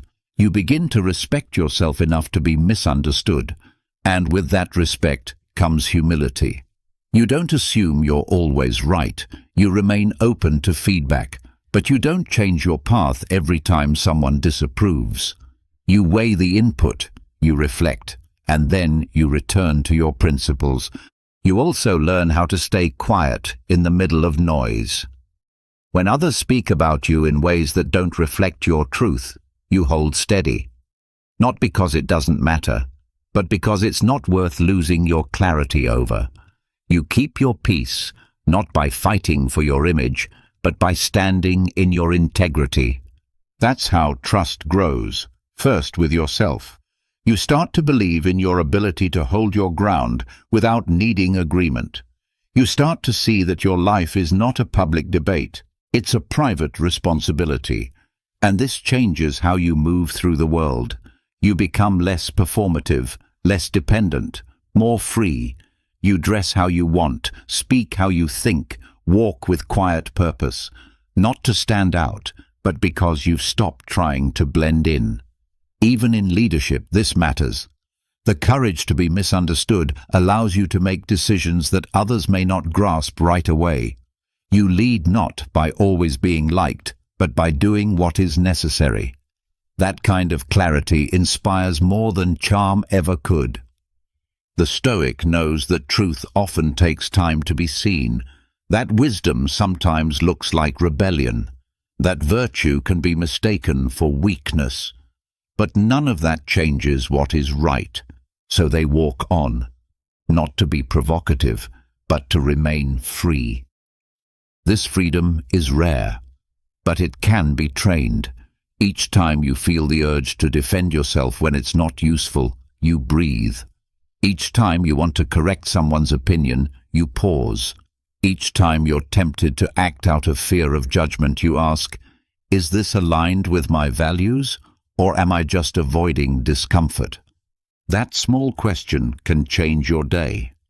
Over time, it changes your life. You begin to speak only when it serves the truth, not your ego. You act with simplicity, not for applause. You stay rooted when misread, because your roots are deep. And when someone finally does understand you, it's not because you begged them to. It's because you lived consistently enough for the truth to become obvious. That's the power of apatheia. That's the courage to be misunderstood. And that's where real freedom begins. Not in being seen perfectly, but in being whole, whether or not you're seen at all. Once you stop trying to be understood by everyone, once you let go of the need for others to validate your thoughts and approve your choices, something unexpected happens. There's a quiet space left behind, an emptiness at first. But slowly, something begins to grow there. Not bitterness, not coldness, but a kind of joy. Not the kind most people talk about, not the smile that comes from comfort or success, but a different kind of joy. One that's earned in difficulty, one that's discovered when nothing is easy. This is the joy the Stoics pointed to, but spoke of carefully. Not the pleasure of good luck or the thrill of fortune. This joy is called chara, a quiet inner gladness, rooted in the strength to stand tall through adversity and stay whole no matter what life removes. Most people think Stoicism is only about surviving hardship, about endurance, about gritting your teeth and bearing pain with a straight face. And yes, the Stoics valued resilience, but they did not stop there. They reached beyond survival. They pointed toward a deeper reward, joy that comes not in spite of the struggle, but because of how you meet it. This joy doesn't look like loud laughter. It doesn't demand a perfect life. It doesn't require external celebration. It's the satisfaction of staying steady in chaos, of knowing you didn't betray your values when it would have been easy. It's the feeling of walking through fire without letting it shape your soul into something smaller. Marcus Aurelius wrote often about difficulty, but he didn't write as a victim. He spoke of the fire inside that turns pain into fuel, that transforms every obstacle into material for virtue. That's where this joy lives, in the decision to use hardship as training, not punishment. Joy in adversity is not denial. It's not pretending things are fine when they're not. It's the deep understanding that you still have something no one can take, your reason, your choices, your response. You find joy not because things are good, but because you are choosing to be good anyway. This mindset doesn't come from comfort. It's built one test at a time. The missed opportunity, the betrayal, the illness, the pressure, the loss. These moments can break you or shape you. The Stoic chooses the second, not because they're stronger than everyone else, but because they've practiced seeing things as they are and choosing their path anyway. There's freedom in that kind of discipline. It's not forced, it's earned. You look around and realize, I am still here. I still have clarity. I still have self-respect. I still have peace that wasn't given to me by the world, so the world can't take it away. This form of joy doesn't need ideal conditions. It thrives in real life. It appears when you choose honesty over comfort, when you walk away from what is easy but wrong, when you accept the hardship and stay open-hearted. It grows stronger when things don't go your way, when you face uncertainty and act with courage anyway, when you carry grief and don't close your heart to life, when you're misunderstood and you continue to live well without resentment. In these moments, there's a lightness, not because life is light, but because your center has stopped depending on life to feel right. The Stoics weren't seeking numbness. They were building joy that couldn't be shaken by bad news. This is why they trained the mind. This is why they practiced reflection. This is why they returned again and again to the same principles, not because they forgot, but because they knew how easily the world pulls us toward bitterness. When you act from virtue under pressure, when you hold fast to your character in discomfort, joy becomes a byproduct. You don't need applause. You don't need everything to make sense. You just know, deep in your core, that you've done what you could with what you had. And that's enough. Even in grief, this joy remains. Not happiness, not comfort, but a kind of quiet faith that you are meeting life honestly, that you are not hiding, that your sorrow is clean, not corrupted by bitterness or denial. There is joy in knowing that you are no longer fragile in the way you once were, that you can face disappointment without collapse, that you can sit with discomfort without needing to escape it, that you can meet failure without losing your self-worth. This joy becomes a strength, a reserve, a resource. When others break down in the face of setbacks, you feel the sting, but you stay upright. When others lose themselves in anger, you feel the pull, but you hold steady. When others retreat in despair, you sit still, breathe, and wait for clarity. Joy in adversity is not a trick of the mind. It's a result of practice. You build it by returning every day to the questions that matter. What's in my control? What's the right action here? What would the best version of me choose now?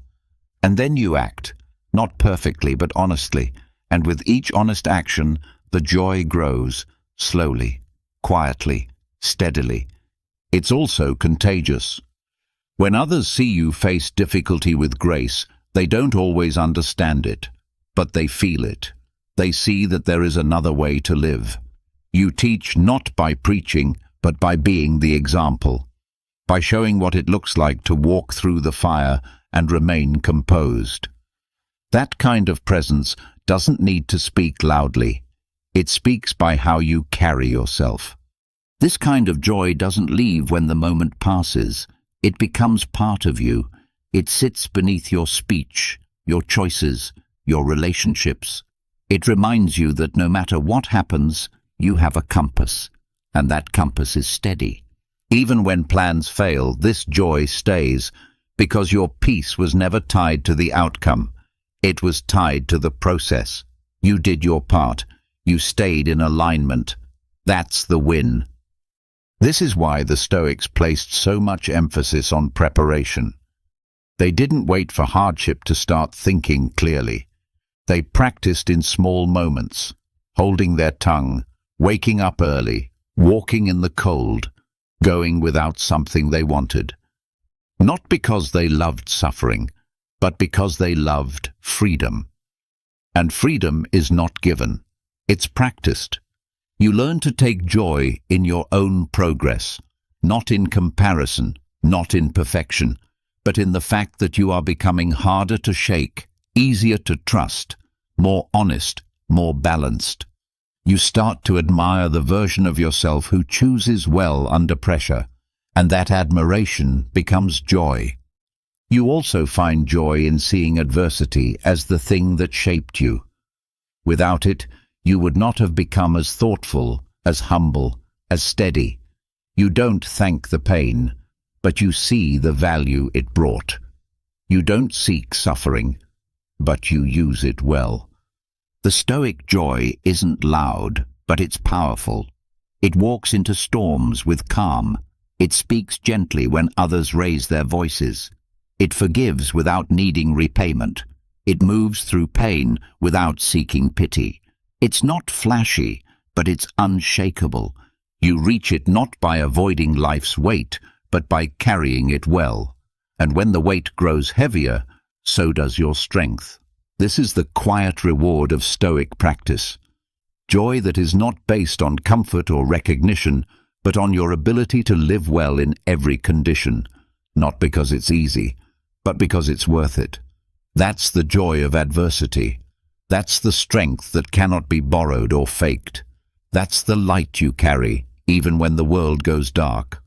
When joy is no longer tied to comfort, and when adversity becomes a place where peace can grow, something deeper begins to stir beneath the surface of your choices.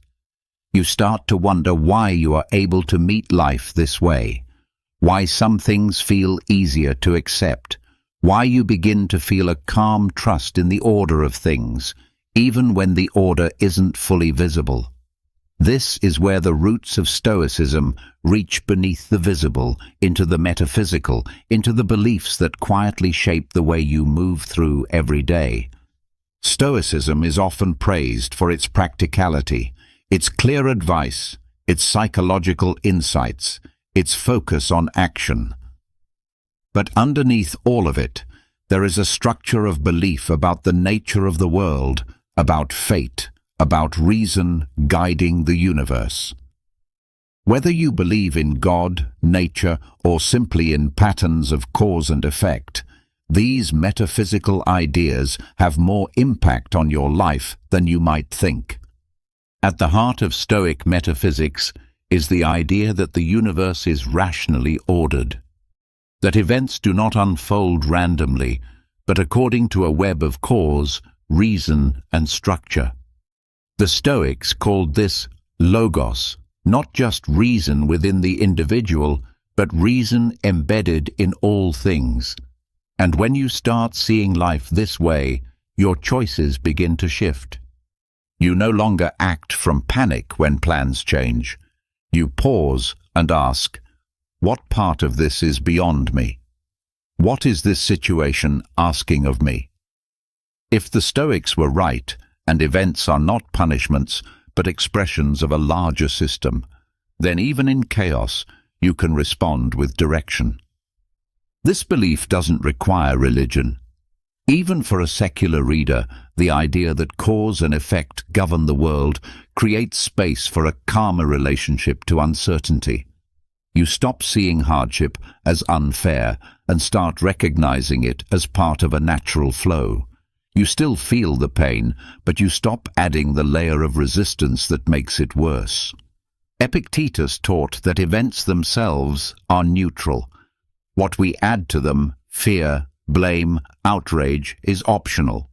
This idea only works if you trust that there's structure behind the events, that there is meaning to the order. You may not always know the reason, but you trust that your task is not to control outcomes. It's to align your response with integrity. Even everyday choices are shaped by this belief. You wake up and choose your actions not based on what brings the fastest reward, but what fits within the role you've been given today. If you believe the role is temporary and assigned by something bigger, fate, nature, time, it changes how you show up. You don't resent the small tasks. You do them with care because you believe they are part of something larger. This outlook builds humility. You stop placing yourself at the center of everything. You see that you are a small but meaningful part of a vast whole.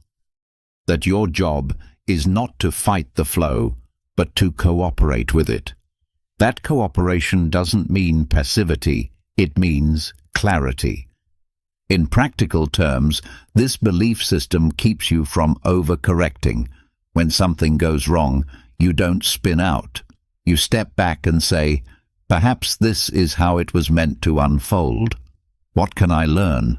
What virtue can I practice here? You don't need to know the full design to trust that there is a pattern. The Stoics believed in providence, not as magical thinking, but as confidence in the structure of life. Marcus Aurelius returned again and again to the idea that what comes from nature is good, not easy, not comfortable, but good in the sense that it serves the whole. Even if it brings you discomfort, it may bring balance to something beyond your view. That belief leads to better decisions. You stop acting only from preference. You start acting from principle. You ask not just what you want, but what the moment requires. You see life as a dialogue between your will and the world's design. This doesn't erase your freedom. In fact, it defines it more clearly. You are not free from consequence, from difficulty, from time, but you are free in how you interpret what happens. You are free to act with reason in the face of chance. You are free to hold your values no matter the outcome. This belief in cosmic order also changes how you deal with others. When someone wrongs you, you don't see them as an isolated enemy. You see them as part of the same world you're in, governed by the same flaws, shaped by the same forces. You respond not with cruelty, but with calm. You don't tolerate harm, but you stop taking it as personal betrayal. Even in relationships, this worldview creates space. When someone leaves your life, you may grieve, but you do not cling. You remind yourself that you were given time together, and now the current has shifted. The flow moves on, and your task is to stay aligned with it. This shift in perspective builds trust, not blind hope, but earned trust. A trust that whatever is unfolding, your response matters more than your prediction. That even when you don't see the larger picture, you are still part of it. And your role is not to rewrite it, but to play your part well. That kind of mindset brings peace to decision-making. You start asking different questions. Instead of, how do I win? You ask, what is the right thing here? Instead of, what will they think? You ask, what do I stand for? Instead of, why is this happening to me? You ask, what is this asking from me? Those questions lead to different actions. They simplify your days, they clarify your options, and they remind you that you are not as lost as you think, that you are not without direction, even when things are uncertain. You carry your direction within, even in small moments, choosing how to respond to a delay, deciding what to prioritize in a busy week, handling a conversation that feels tense. These ideas make a difference. They slow you down. They return you to something steadier than your feelings. They remind you that you are not the center of the universe, but you do have a part to play. And because you believe the whole has meaning, your part carries weight. Not because others see it, but because you know it is aligned. This belief structure also prepares you for loss. You stop asking why good things end and start accepting that all things move through cycles. The Stoics practiced reflecting on impermanence, not to be morbid, but to keep perspective. To remember that change is not failure, it's the rule. With that mindset, you begin to greet transitions not with fear, but with respect. You understand that even the best moments must pass, but their passing does not remove their meaning. In fact, their impermanence makes them more valuable. They were never yours to keep. They were yours to witness and act within. And that too shapes your choices. You stop wasting time on things that don't matter. You stop chasing things that fade quickly. You start aligning your days with what lasts: truth, character, presence. You stop asking what others expect from you and start asking what life itself is asking of you. Even in times of doubt, this framework gives you something to return to, a way to think, a way to see, a structure that doesn't depend on belief in a God, but belief in order, in purpose through pattern, in meaning through virtue. You are no longer thrown by every change in the wind, because your sail is not random, it is trimmed with reason. And even when you cannot see where you're going, you trust that how you go there matters most. This is metaphysical Stoicism, not an abstract theory, but a way of seeing that shapes how you live. Quietly, clearly, with dignity, even in uncertainty. And through that dignity, the world begins to feel less hostile. Not because it changes, but because you have changed the way you move through it. From resistance to flow, from reaction to reason, from confusion to calm. And that calm becomes your strength, no matter what direction life takes next. When you begin to trust in the structure of life, when you act not from fear, but from alignment with nature's rhythm, the next question arises quietly. What is nature really teaching you? You begin to sense that this trust you've cultivated isn't just intellectual, it's physical, real, alive. It's not found only in books or in silent reflection, but in the world outside your walls, in the wind, in the sky, in the soil beneath your feet. The Stoics knew this deeply. Their understanding of nature wasn't limited to philosophy, it was lived. They saw nature as the ultimate teacher, not a metaphor, but a model. Marcus Aurelius would write his most grounded reflections not in the center of a city, but during his military campaigns under open skies. He looked to the stars for perspective, to rivers for lessons on flow, to trees for patience, and to storms for resilience. He understood that the natural world doesn't just decorate life, it reveals how to live. Rewilding the Stoic self means reconnecting with nature not as scenery, but as structure. It means allowing the earth to remind you of your place within the whole. It's not about escape, it's about returning to simplicity, to clarity, to what has always been here but is often ignored. Most of modern life pulls you away from this. Artificial light, constant noise, digital schedules. It becomes easier to think of yourself as separate, as a mind floating through machines. But nature has no titles, no notifications, no need for performance. It asks nothing but presence. And in that simplicity, the Stoic finds their roots again. The act of walking through a forest, sitting by a stream, watching the sky shift. These are not luxuries. They are tools, direct lessons in perspective. Because out there, nothing adjusts itself to your moods. The mountain doesn't care how frustrated you are. The rain doesn't stop because you're uncomfortable. The sun doesn't wait for your schedule. Nature offers you the cleanest mirror of all, one that reflects without distortion. This reflection is humbling. You begin to feel your size in the best possible way, not small in weakness, but small in context. You are part of something vast, alive, and continuous. Your problems, which once filled every thought, start to shrink, not because they disappear, but because you see they are not the center of existence. This shift changes how you handle stress. A day that once felt overwhelming becomes just a passing weather pattern in your life. A hard season is seen like winter. Cold, yes, but part of the cycle. You don't expect endless comfort from the world.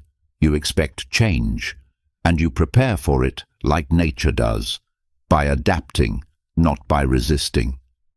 Even a simple walk can reset your state. When your thoughts are tangled, your emotions heavy, stepping into natural surroundings allows your nervous system to slow.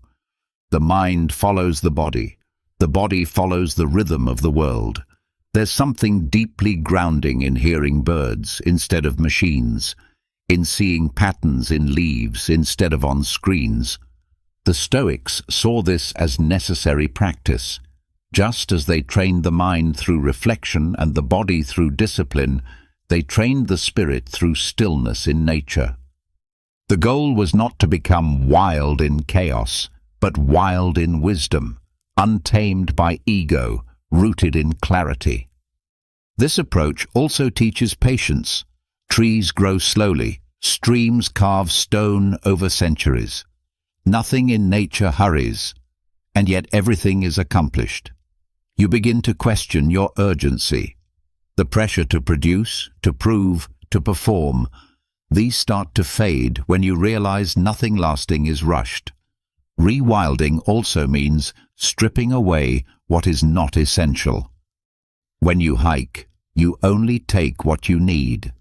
You realize how much of your normal life is filled with excess, possessions, obligations, distractions.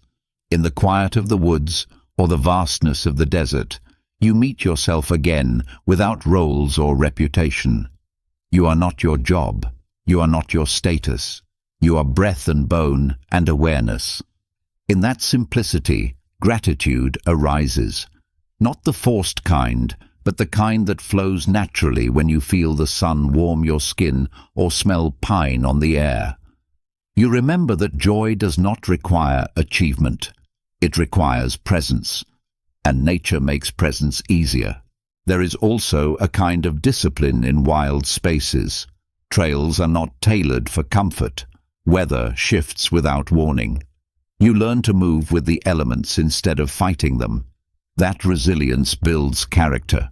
You become more flexible, more accepting, more capable of discomfort without complaint. This is how nature becomes a Stoic classroom. It strips you of illusion and replaces it with truth. You stop trying to control every outcome. You start flowing with what comes, not passively, but wisely. You learn to read your inner weather the same way you learn to read the sky. You know when to act and when to wait, when to speak and when to listen. Even the act of solitude becomes different. In cities, solitude often feels like loneliness. In nature, it feels like reconnection. You are alone, but not isolated. Surrounded, but not overwhelmed. You become aware of something deeper than thought, a quiet pulse that reminds you of your belonging in the fabric of things. This kind of solitude is healing. It allows you to sort your thoughts without distraction. It gives space for emotions to rise and settle. It reminds you that presence is not just a concept, it is a practice. The Stoics believed that everything in nature follows its purpose. The bee pollinates, the river flows, the sun rises. Each thing acts in harmony with its nature. This insight is central, because it means your peace depends not on control, but on alignment. You don't have to control the world. You have to live in agreement with it. You have to discover what is yours to do, and do it fully, with grace. When you spend time in nature, you start to see this more clearly. Your preferences soften, your cravings quiet, your thoughts slow. And in that quiet, you hear the questions that matter. Am I living according to reason? Am I using my time well? Am I present with the people I love? Am I aligned with my principles? These are not abstract questions. They shape your days.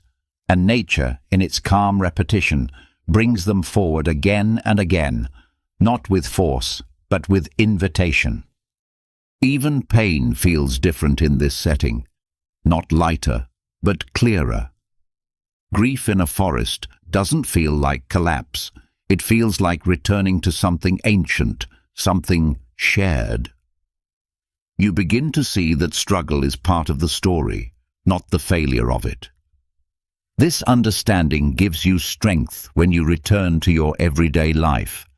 You carry the stillness of the mountain, the flow of the river, the patience of the stars. You don't need to live in the wilderness to benefit from it. A few minutes of stillness under the sky, a short walk without a phone, a weekend spent outside. These practices recalibrate your nervous system, your focus, your values. They make it easier to return to what matters. They remind you that peace is not somewhere else.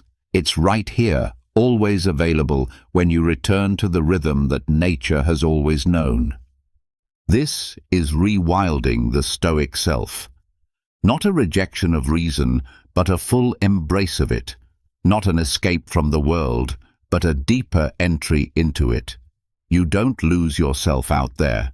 You find what was covered by noise.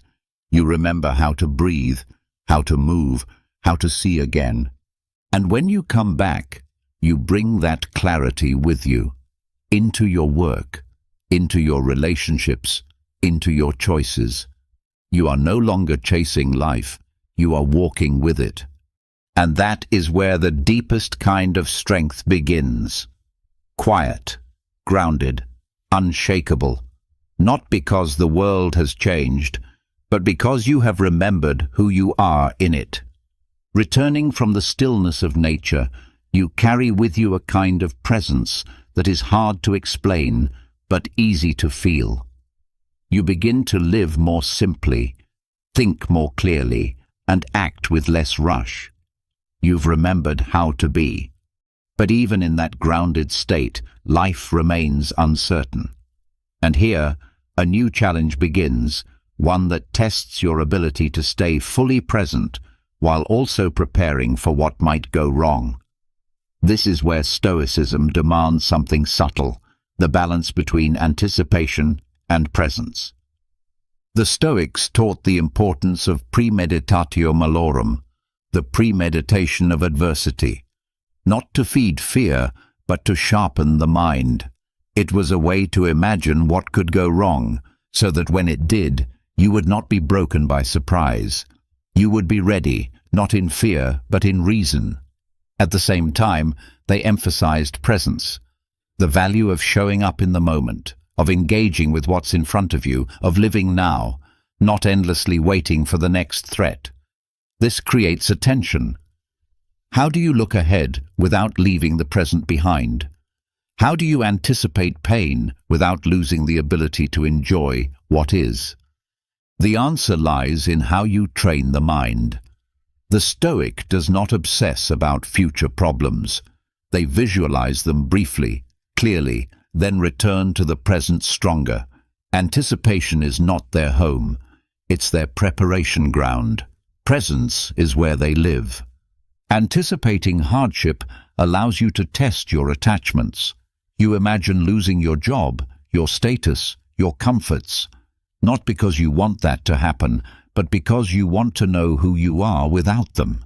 This builds resilience. It makes you lighter. If you've already considered loss, you're less likely to panic when it arrives.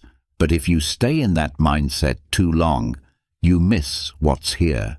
You lose the ability to see beauty, to enjoy connection, to breathe fully. That's not Stoic. That's fear disguised as wisdom. And the Stoics warned against that too. Marcus Aurelius wrote about keeping the mind free of disturbance, of not letting future worries steal the day, because each day each moment, is already asking for your attention. You don't need to pick one or the other. You can train for storms while appreciating the calm. You can mentally rehearse challenge, then return to dinner with your family and fully taste the meal. You can prepare for loss while still holding your loved ones with care and gratitude. The strength comes in switching modes deliberately. You take time to reflect.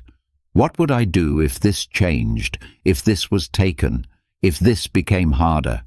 You test your thinking. You adjust expectations. You become clear about what you can truly control. And then you close that door. You step back into the present with lighter shoulders, knowing that you've already trained. You trust yourself to meet life as it comes. This balance sharpens how you handle stress. When something unexpected happens, you've already run the scenario. Not with dread, but with reason. You don't freeze.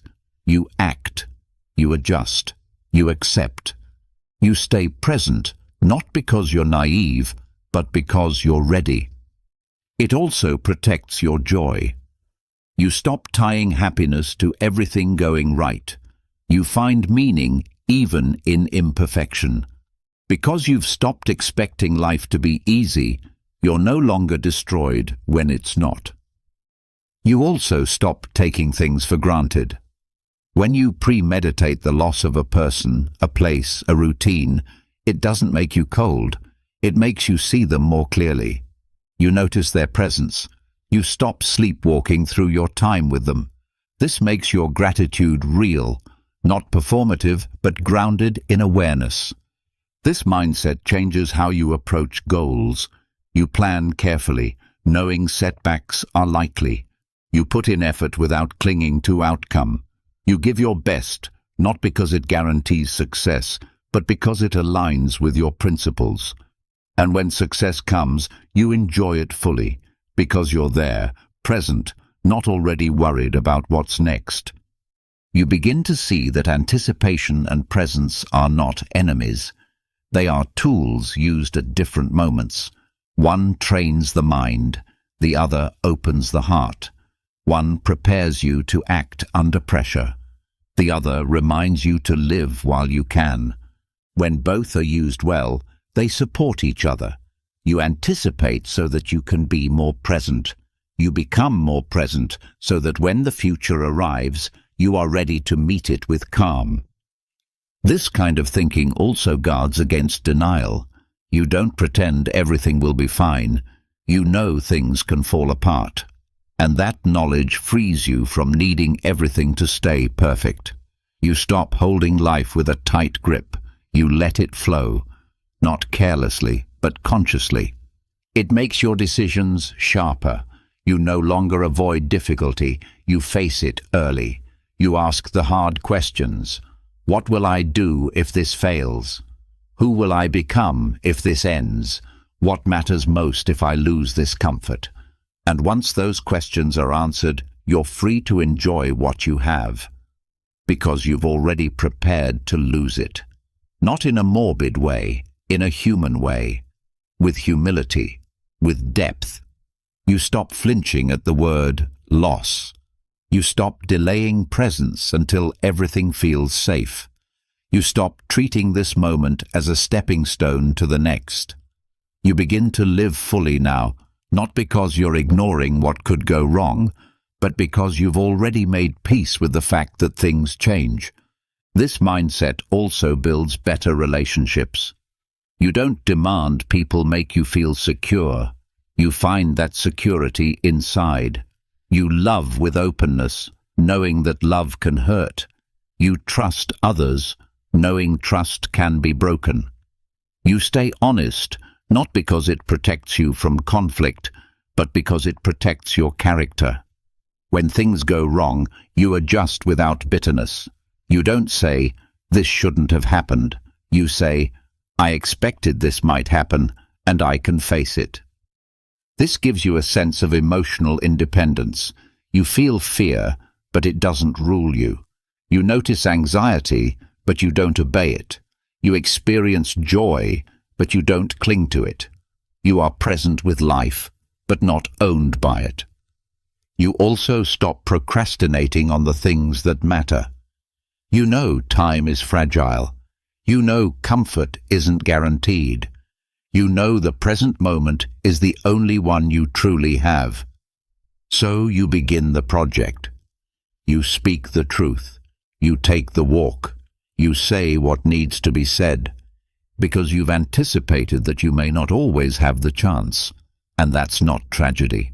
That's clarity. This harmony between anticipation and presence makes you steady. You are not frozen by fear, nor scattered by impulse. You are thoughtful in your planning and open in your living. You look ahead without leaving now behind. This is the Stoic rhythm. To visit the future in thought, but live in the present with strength. To expect hardship and still choose joy. To carry readiness in your mind and still carry peace in your heart. To train without tension. To live without illusion. To be prepared and to be here, fully, always, without regret.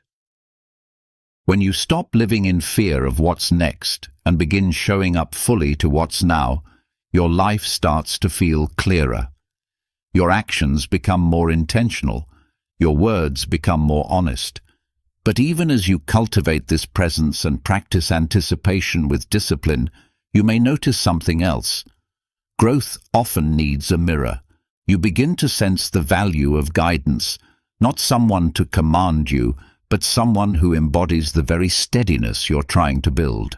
This is where the idea of the Stoic mentor enters, not as a figure of control, but as a quiet example of how to live with reason, courage, and consistency. The Stoic mentor is not defined by age, status, or position. What defines them is alignment. Their life reflects their values. Their presence teaches without instruction. They do not impose their path onto others. Instead, they reveal what is possible through how they carry themselves. Their wisdom doesn't shout. It doesn't demand agreement. It lives in the way they handle stress, how they speak during conflict, how they show up when no one is watching. A true Stoic mentor doesn't seek followers. They focus on mastering themselves, and in doing so, they naturally influence others. Their guidance comes from integrity, not ego. They don't give answers. They help you find your own. They know that real teaching isn't about control.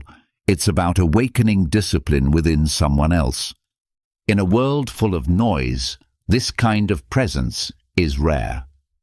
Many people seek to be seen as leaders, but few are willing to live in a way that quietly earns trust. The Stoic mentor never uses their role to dominate.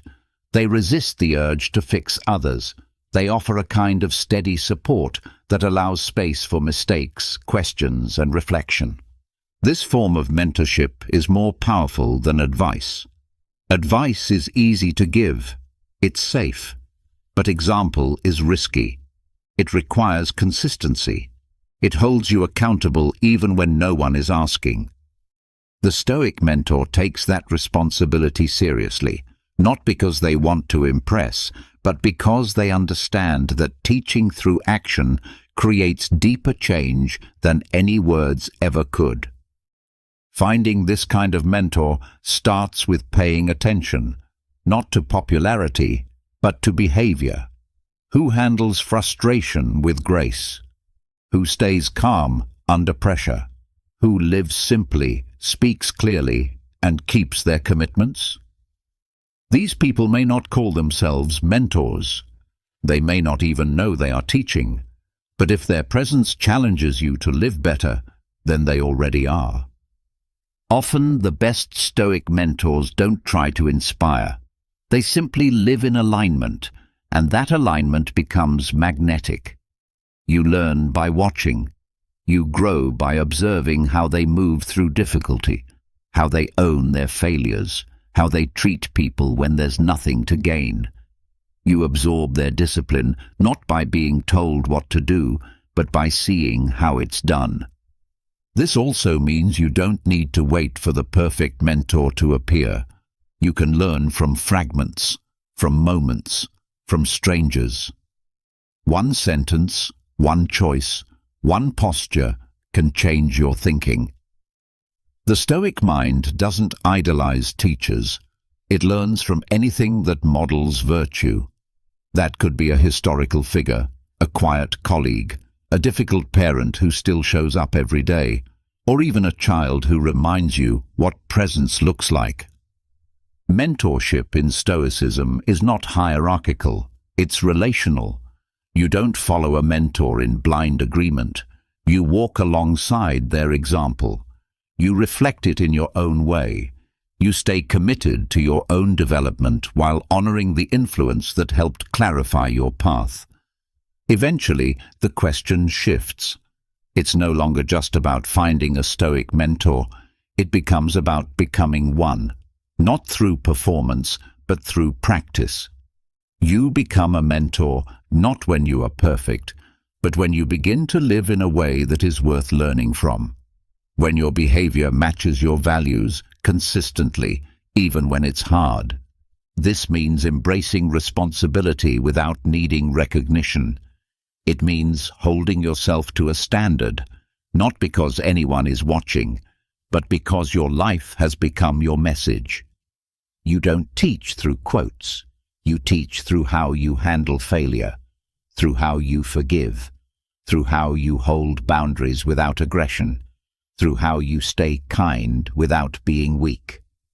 A modern Stoic mentor might be a parent who doesn't react in anger, but teaches through quiet patience, a leader who makes decisions based on principle, not popularity, a friend who listens fully and speaks with care. These roles don't require a platform. They require presence, the willingness to show up again and again with clarity and humility.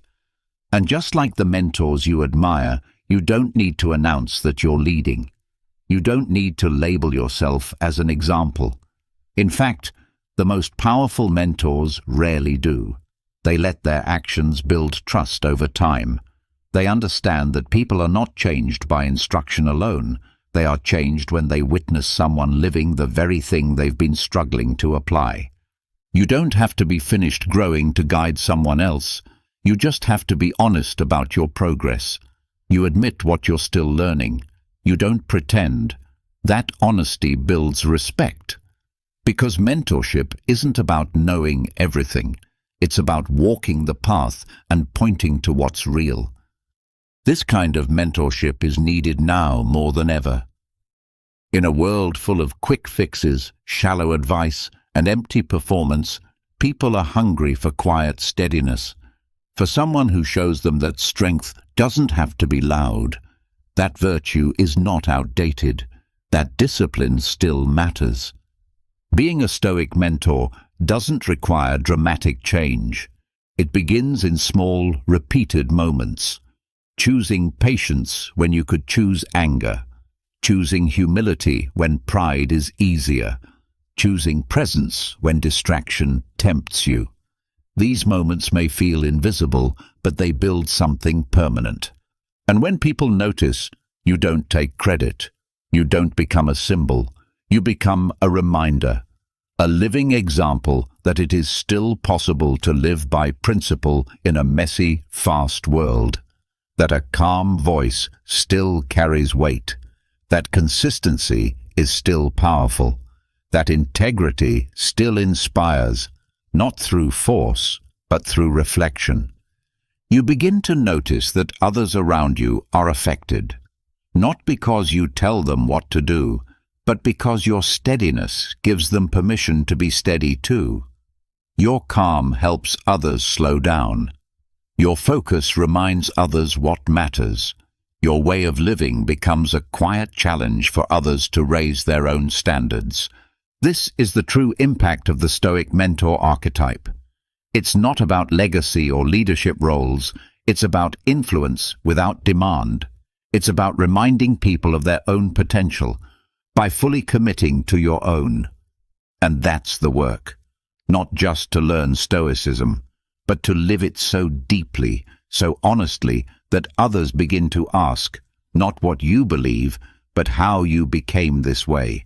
And when they do, your answer won't be a lecture, it will be your life. When you start living in a way that others quietly learn from, when your choices reflect values instead of image, a new demand begins to rise. People notice your steadiness, your clarity, your calm, and they want your time, your energy, your agreement. Some come with respect, others with expectation. As your presence grows, so does the pressure. And here, the next Stoic lesson appears. Learning how to say no, not out of rejection, but from discipline. Not with anger, but with clarity.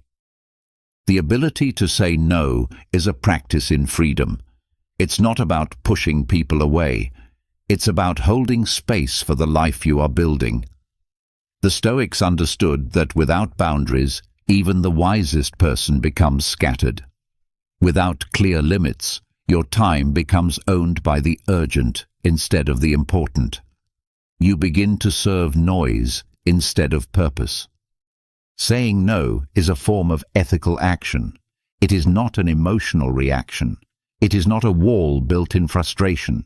It is a thoughtful decision to protect your priorities, your peace, and your focus.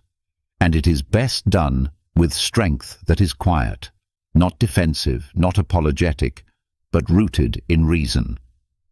The Stoic doesn't say no from ego. They say it from alignment. They ask, is this request in line with my values? Will this action move me closer to virtue or farther from it? Does this serve what I've chosen to cultivate, or does it distract me from it? When the answer is no, they act without delay. They speak without drama. There is no performance, just a boundary, clear, honest, and firm. This is difficult in a world where people expect agreement. Many are taught to feel guilty for refusing, to believe that politeness means saying yes. But the Stoic mindset reverses this. Saying yes when you mean no is not kindness, it's confusion, it's the beginning of resentment, it's the quiet destruction of focus. Seneca warned against scattering the self. He said that those who give away their time thoughtlessly are worse than those who waste money, because time, unlike money, can never be replaced. Every yes you give must come from conviction, not fear of judgment. And every no you speak must be based on self-respect, not avoidance. This practice starts small. You begin by noticing where your time goes, who fills your calendar, what conversations drain you, what tasks you say yes to just to avoid discomfort. These small leaks are signs that you haven't fully claimed your own life. Stoic boundary setting doesn't involve blame. It involves responsibility. You are not required to explain your no, but when you do choose to speak, you speak directly. Not emotionally, not with regret, just with clarity. This is not aligned with what I've committed to. That's enough. There will be people who don't like it, who misinterpret your no as rejection. But the Stoic prepares for that. You do not control their response, you control your intention. You hold the line without cruelty, but also without apology, because you know what you're protecting, your attention, your virtue, your time. This discipline creates strength, not the kind that looks powerful, but the kind that feels grounded. You begin to trust yourself more, because now your life is shaped by intention, not obligation. You start to move through the day with purpose, not reaction. And your yes becomes more powerful, because it's no longer automatic. It carries weight. It means something. When you say yes now, it's because you've chosen it, not because you're avoiding conflict or chasing approval or trying to be liked. The Stoic also knows that saying no to others often means saying yes to your deeper responsibilities, yes to rest, yes to thought, yes to creating, reflecting, focusing. These are not luxuries. They are necessary to live with virtue. Without them, your actions become scattered, your energy thins, your clarity fades. The practice of refusal is also a test of emotional maturity. It shows whether you can disappoint others without turning on yourself, whether you can walk away from what's expected without losing your sense of worth, whether you can tolerate being misunderstood without bending to fix it. There is dignity in limits. There is order in refusal. A person who cannot say no will eventually lose the ability to say yes with full heart. Marcus Aurelius often reminded himself to act according to nature, his nature. And to do that, he had to resist being pulled into other people's dramas, needs, and narratives. He didn't isolate himself, but he didn't become a servant to approval either. Saying no with wisdom also means knowing your purpose. If your values are vague, boundaries are harder to set. But when you are clear on what matters, clarity, virtue, focus, then it becomes easier to spot what threatens those things. And once seen, you act, not with aggression, with direction. Even in leadership, this discipline matters. A Stoic leader doesn't overextend to prove themselves. They make decisions that serve the whole, not their image. They decline what is outside the mission. They protect their team's energy as fiercely as their own. Their refusal is never personal, it's strategic. This same clarity can be used in personal relationships, saying no to habits that pull you into resentment, no to conversations that drain without purpose, no to old dynamics that keep you stuck. Each refusal is a return to your path, each no clear space for a better yes. And you begin to feel lighter, because now you're no longer carrying the weight of every request, every demand, every obligation that doesn't belong to you. You've created a shape for your life, and you're honoring its outline. You become a better communicator, because people trust those who set boundaries without hostility. They trust those who mean what they say. Your no doesn't shut doors, it builds trust. It shows that your words have weight. This practice also protects your inner state. When you say no from clarity, you avoid the emotional cost of overextension. You prevent burnout before it starts. You remove the need to justify or defend. You act simply, directly, peacefully. Over time, saying no becomes less about protection and more about design. You begin to shape your days around what aligns with your principles. Your time reflects your values. Your actions follow your purpose. There's still discomfort.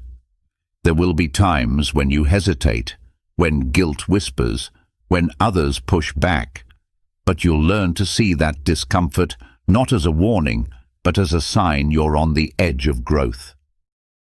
The Stoic doesn't seek to please everyone. They seek to live rightly, and sometimes that means disappointing others, not out of disrespect, but out of honesty. That honesty begins with the self. Before you can say no to others, you must stop saying yes to things that harm your own peace. You must stop betraying your time for approval. Stop sacrificing your values for temporary ease. And then, from that clarity, you speak. You set your boundary. You move forward. Not with guilt, but with calm, with purpose. Because saying no is not rejection. It is protection. It is alignment. It is freedom. Once you learn to say no with calm clarity, not from guilt but from purpose, something important begins to shift. You find yourself stepping back from the constant demands that once consumed your time. You're no longer driven by urgency, flattery, or pressure. You begin choosing with greater care. But then a new question rises, one that reshapes how you see progress altogether. What do you call success now? If your schedule is no longer packed with obligations that don't matter, if your life is no longer a performance for others, how do you know whether it's working? What are you measuring? What counts as progress? This is where Stoicism demands an honest shift, from fortune to character, from external results to internal development, from achievements you can show to values you can live. Most people are trained to define success by outcomes, the job title, the money, the praise, the reputation. If things go well, they say they're doing well. If things fall apart, they say they've failed. But this approach leaves your self-worth at the mercy of things you don't control. The Stoics saw this as a fundamental error. They taught that real success, true fulfillment, comes not from getting what you want, but from becoming who you're meant to be. The measure isn't what you gain, it's how you live, not whether you won, but whether you lived with arete, excellence of soul. Arete is not a goal you reach once. It's a quality you embody daily. It means striving to live with wisdom, courage, justice, and temperance. It means becoming someone who acts with reason even when emotions are high, who chooses integrity even when it costs something, who treats others with fairness even when no one's watching. This redefinition of what's working doesn't erase ambition, it refines it. You still set goals, work hard, aim high, but you don't make your peace depend on results. You don't tie your value to success or your identity to failure.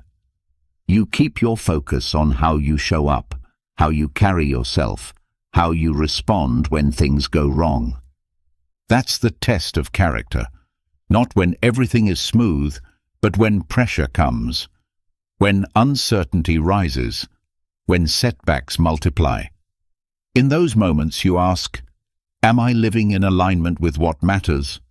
If the answer is yes, then you're already succeeding, no matter what the scoreboard says. This mindset transforms how you handle comparison. You stop measuring your life against what others have. You stop chasing someone else's definition of winning. You begin to see that real success is invisible. It lives in discipline, in quiet effort, in how you treat people, in whether you sleep with a clear conscience. Arete gives your days meaning that can't be taken. It's the kind of strength that survives disappointment, the kind of peace that doesn't vanish when plans fall through, the kind of fulfillment that grows even in failure because you've done what you believe is right. And that rightness isn't rigid, it's thoughtful. Arete includes humility. It allows you to change direction without losing yourself. It allows you to admit mistakes, not because you're broken, but because you're committed to growing. You stop chasing perfection and start seeking excellence, not in outcome, but in presence. You care more about being honest than being admired. You prioritize clarity over control. You put your energy into building character, not because it makes life easier, but because it makes life real. This doesn't mean you stop aiming high, but your ambition becomes internal. You start asking harder questions. Am I becoming more patient? Am I less reactive than I was a year ago? Do I speak more truthfully? Do I act with more courage?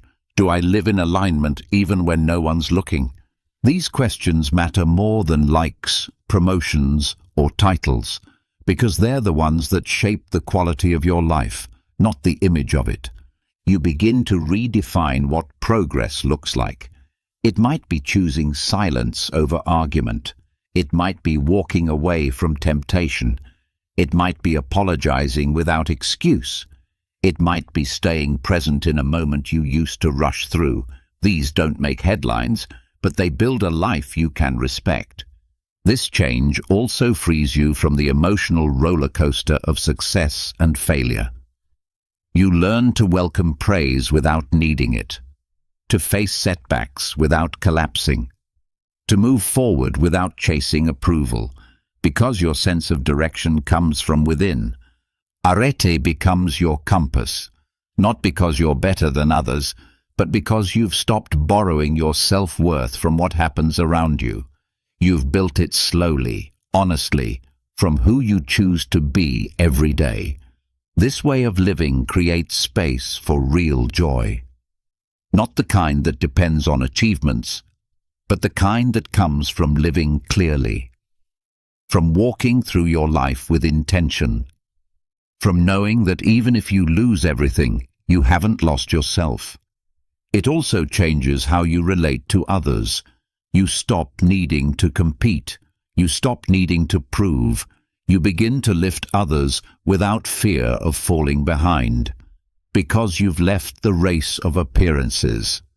You're measuring something else now, something deeper, quieter, and far more lasting. Even your failures begin to serve a different purpose. They're not signs of defeat. They're mirrors. You reflect on them. You learn. You adjust. You continue. Not because you're chasing redemption, but because the pursuit itself is part of excellence. Over time, you stop needing life to look a certain way. You stop asking if it's impressive. You ask if it's meaningful, if it reflects your values, if it helps you grow in the direction of what you most believe in. And when you find yourself off course, as you inevitably will, you don't spiral. You return. You correct. You refocus on what matters, not what you've gained, but what you've become. This shift requires courage, because it's tempting to define success the way everyone else does, to want to be seen, to chase recognition. But the Stoic chooses something harder and better. They choose truth. They choose consistency. They choose inner strength over outer status. That choice builds a life you don't have to escape from. A life that feels solid even when the world shakes. A life measured not by noise, but by integrity. Not by applause, but by presence. Not by how much you control, but by how deeply you live. Because in the end, what matters most isn't what you've accumulated. It's who you are when everything is taken away. And if in that moment you still have character, you have everything. When you begin to measure your life not by fortune but by character, not by noise but by inner clarity, the pursuit itself becomes lighter. You let go of the endless pressure to impress. You stop performing for recognition. You start living for truth. But with that seriousness can come a shadow, an unintended heaviness. You can become so focused on discipline that you forget something essential: how to laugh. And here, the next layer of Stoic practice unfolds: the wisdom of humor. Not every Stoic was somber. In fact, some of the wisest among them were known for their sharp wit and quiet laughter. They did not see humor as weakness or as distraction, but as a tool, a way to soften rigidity, a way to speak truth without pride, a way to keep perspective when things got hard.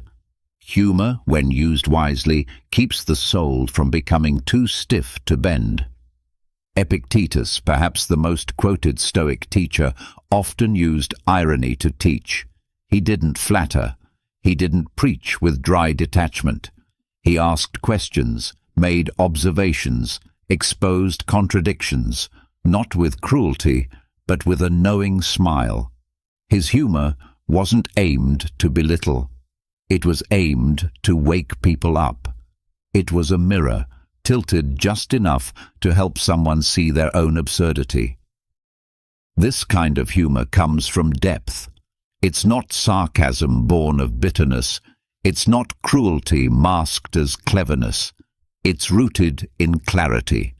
When you've stopped taking yourself too seriously, when you've accepted your place in a world far bigger than you, laughter becomes a natural response to life's unpredictable turns. Musonius Rufus, another important Stoic, also knew that a well-placed joke could open the mind faster than a lecture. He didn't use humor to escape responsibility, but to ease tension in those learning how to live rightly. When someone is already struggling with their ego, adding shame doesn't help, but helping them laugh at themselves with compassion without harm can be the first step toward growth. The Stoic view of humor is not one of avoidance. They didn't use jokes to run from truth. They used it to deliver truth more gently. They knew that life is full of contradiction and difficulty, and that those who cannot smile through it become brittle. They understood that wisdom without warmth becomes cold, and that laughter, when guided by reason, becomes a balm. This approach to humor requires intention. It's easy to slip into mockery. It's easy to tear others down to lift yourself up. But Stoic humor is never about superiority. It's not about being the smartest voice in the room. It's about helping yourself and others see more clearly without causing injury in the process. You begin practicing this by starting with yourself. Learning to laugh at your own ego, at your own overreactions, at your moments of contradiction. When you misspeak, when you stumble, when you forget your own advice, those are not failures. They're part of being human. And when you meet those moments with a smirk instead of shame, you disarm the pride that could turn into defensiveness. This doesn't make you careless. It makes you resilient, because humor is not denial, it's distance. The ability to zoom out just enough to recognize that not every moment is as big as it feels, that even when things go wrong, you still have room to breathe, that sometimes the most reasonable response to life's absurdity is to laugh and then continue with intention. You also begin to use humor to soften relationships. A well-timed, kind-spirited joke can dissolve tension faster than hours of serious debate. It shows humility. It shows presence. It shows that you are engaged without being emotionally flooded, and it makes space for others to meet you in that same calm. But Stoic humor is not about performance. You're not trying to be the funniest in the room. You're using humor as a tool, not as a shield. Not to hide emotion, but to reveal it in manageable pieces. Not to avoid seriousness, but to carry it with less friction. This kind of humor also protects against arrogance. It keeps you from believing your own press. It keeps you grounded when others start praising you. Because once you learn to laugh at yourself, flattery loses its grip. You remember how absurd it is to be overly impressed with titles or appearances, and in that remembering, you stay free. Humor also builds connection. When used without sharpness, it becomes a bridge. It says, "We're in this together." It says, "Yes, life is heavy sometimes, but we don't have to carry it with clenched fists." It lets others exhale. It turns distance into common ground. Even in teaching, humor matters. The Stoic mentor, the parent, the leader, the friend, who can offer guidance with a smile instead of a frown, is often more trusted. Because they are not performing authority, they are living reason with humanity. This kind of humor must be trained. It starts with awareness. You notice when the room gets heavy, when you're taking yourself too seriously, when the people around you are tightening up. And in those moments, you don't force a joke, but you allow lightness to enter. A raised eyebrow, a well-placed line, a quiet comment that cuts through tension without cutting anyone else. Humor without cynicism means you laugh with, not at. You never use another person's pain for amusement. You never use your intelligence to humiliate. Your wit becomes an extension of your wisdom, not a substitute for it. Even in solitude, humor matters. When life disappoints you, when plans fall apart, when your progress feels slow, it helps to smile at the absurdity, to say, "Of course this happened," to sit back, take a breath, and laugh, not because it's funny, but because you've stopped expecting the world to arrange itself around your preferences. This doesn't mean you stop caring. It means you stop controlling. And when you let go of control, you make space for lightness. You no longer collapse under life's surprises. You meet them with a grin, a steady hand, and the question, "What can I learn from this now?" That's the Stoic laugh. Not loud, not careless, but sharp and kind. The one that rises when you realize how often you've tried to control the uncontrollable. The one that lifts when you see how small your ego looks in the face of nature, time, and death. And it changes how you move through the world. You stop demanding seriousness from every moment. You stop acting like wisdom must be severe. You begin to see that humor is not the enemy of virtue. It's one of its strongest allies. Because only someone who has faced life's storms and stayed calm can afford to laugh honestly. That's the paradox. The more serious your practice becomes, the more space opens for humor, not as escape, but as expression, not as avoidance, but as relief, not as distraction, but as a sign of balance. This is what the Stoics knew, that life is too short to carry in anger, too precious to drown in pride, too unpredictable to navigate with rigidity. So they smiled, not because life was easy, but because they had learned how to stay free. The ability to laugh with grace, to stay light even while life weighs heavy, is a sign of inner balance. Humor, when grounded in wisdom, keeps you soft in a world that often demands hard edges. But even laughter, even lightness, is not immune to drift. It too needs direction. And the more earnestly you try to live by your principles, the more you realize how easy it is to slip away from them without noticing. You can be kind for weeks and then lose your patience in a single hour. You can speak wisely in one moment and react carelessly the next. This is why the Stoics practiced something deeper than daily reflection. They engaged in regular, deliberate audits of the soul. They didn't just want to feel virtuous, they wanted to know whether they were truly living it. They didn't trust moods or impressions, they wanted evidence. They wanted clarity. And that required stepping back and reviewing their lives like an honest accountant, checking each part of the ledger, not with guilt, but with rigor, not with harshness, but with full honesty. This is the Stoic audit, a practice that keeps you close to your principles, not in theory, but in habit. A monthly review of your thoughts, your words, your actions, and your values, not to criticize yourself, but to correct your course before the drift becomes too wide. It's like tending a garden.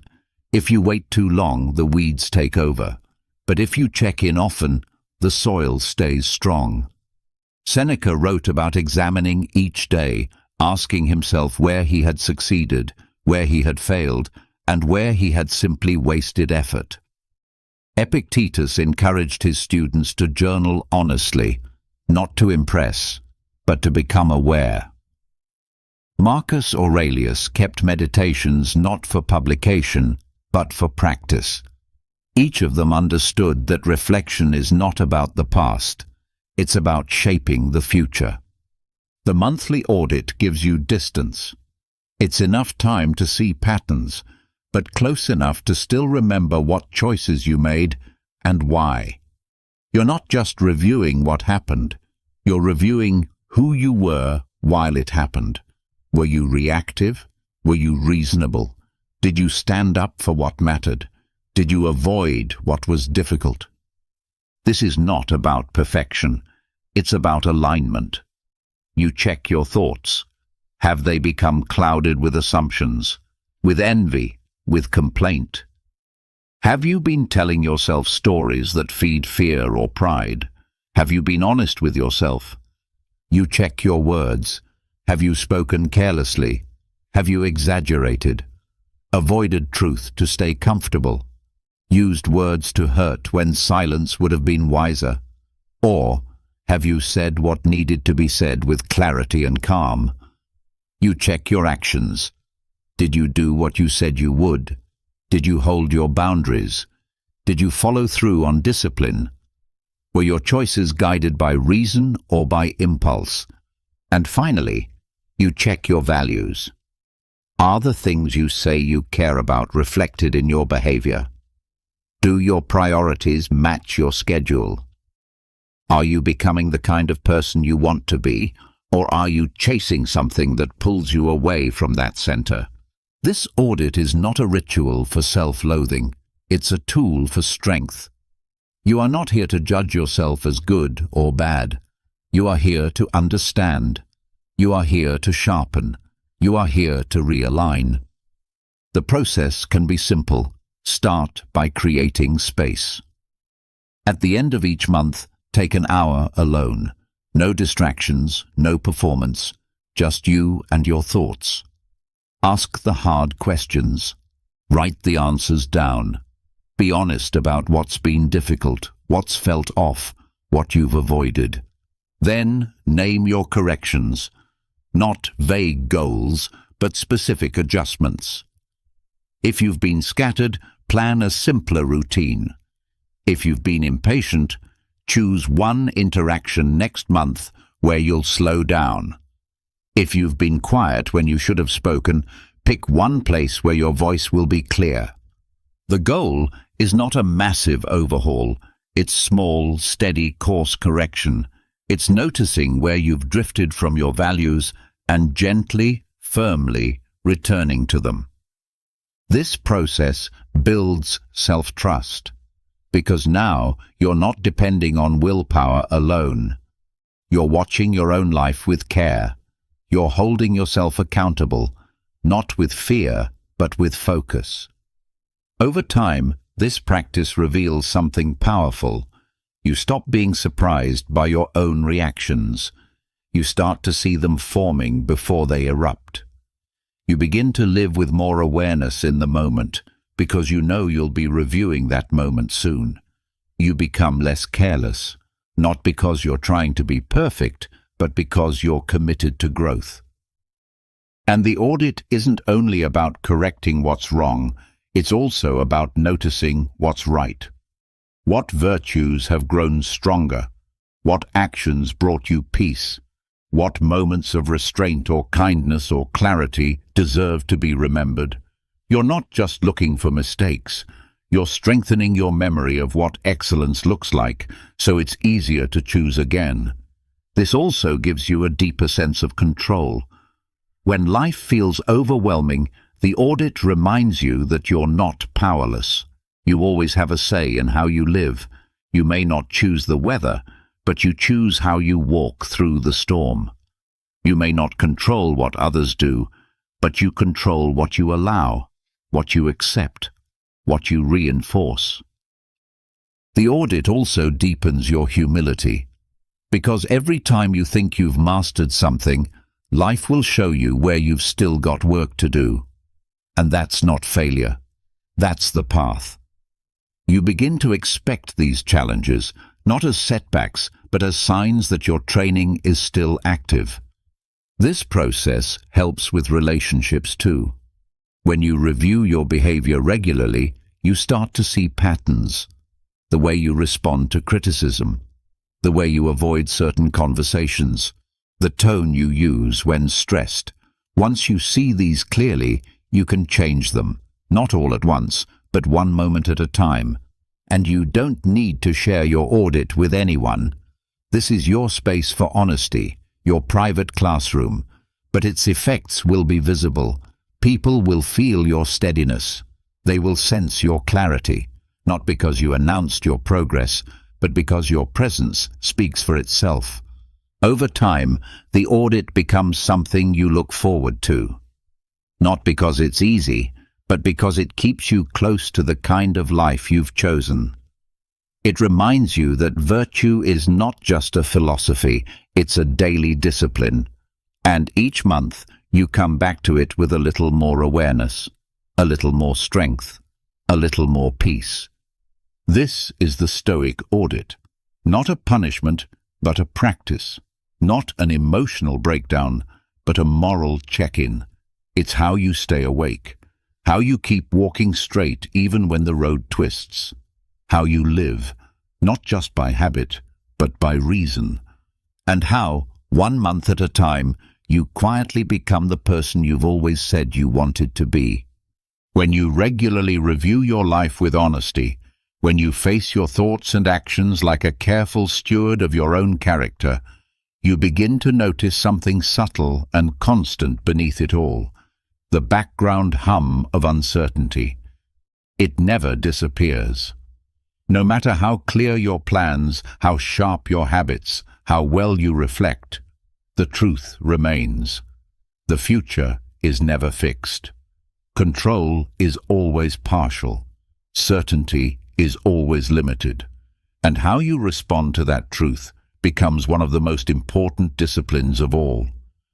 For the Stoics, especially Marcus Aurelius, learning to live with uncertainty was not a side practice. It was the practice. He governed an empire under siege. He made decisions that shaped millions of lives. He wrote his reflections at night, knowing he might not survive the next day. His days were filled with military losses, betrayals, political tension, and illness. And yet, his writings are marked not by panic, but by poise. He didn't pretend to know everything. He didn't wait for perfect clarity before acting. He learned to move forward with composure, to hold the tension between action and humility. He knew that the fog would not always lift, and that this was no excuse to freeze. He chose to lead anyway. Uncertainty, for the Stoic, is not a problem to solve. It is a condition of life to understand. Trying to eliminate it only increases anxiety. Accepting it, however, allows the mind to settle. The goal is not to predict every outcome. The goal is to prepare yourself to face any outcome calmly, rationally, and with integrity. Marcus knew he could not see all sides of a problem. He relied on reason, consultation, and principle, not perfect information. He accepted that mistakes would be made, that outcomes would surprise him, that he would be misunderstood or judged. And yet he did not withdraw. He remained present, engaged, responsive. He ruled not from fear of what might happen, but from commitment to what he believed was right. You don't need to rule an empire to experience this same pressure. You face it every day, in your work, in your relationships, in your future. The project without a guaranteed outcome, the conversation you know you need to have even though you don't know how it will land, the decision you must make with only partial information. These are the modern equivalents of standing in the storm with no clear forecast. And how you move through that uncertainty determines not only your peace, but your effectiveness.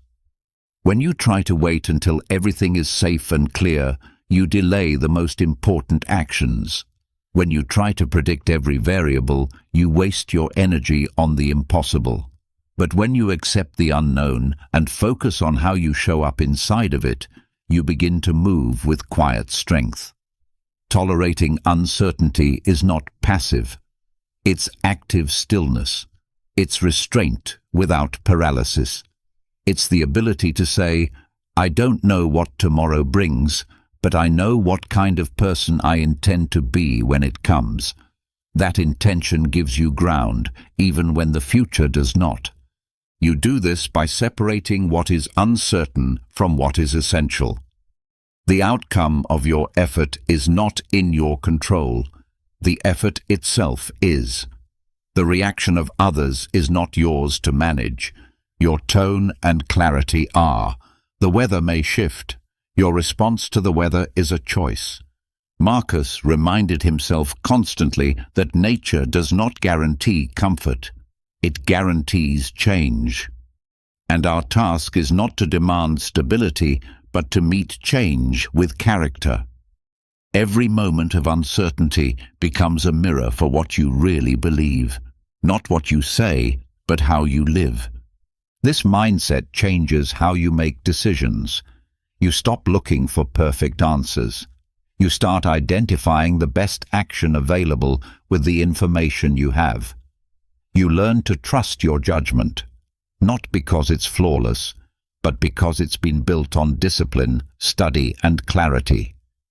You stop spinning in anxiety loops. You stop trying to control the uncontrollable.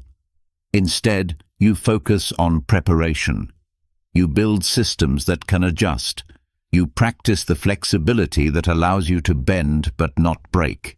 You leave space for events to surprise you without letting them define you. And when uncertainty strikes, when a plan collapses or a path closes, you don't collapse with it. You pause. You breathe. You remind yourself, this too is part of the path. You don't waste time asking why it happened. You ask how you will respond. That question brings you back to agency. This habit also helps you support others. When people around you are panicking, your steadiness becomes their anchor. Not because you have all the answers, but because you're not afraid to admit you don't. You're grounded in presence, not prediction. That presence also keeps your emotions in check. You feel the fear, the frustration, the confusion, but you don't act from them. You let them rise and fall without obeying them. You return to reason as your guide, even when feelings cloud the moment.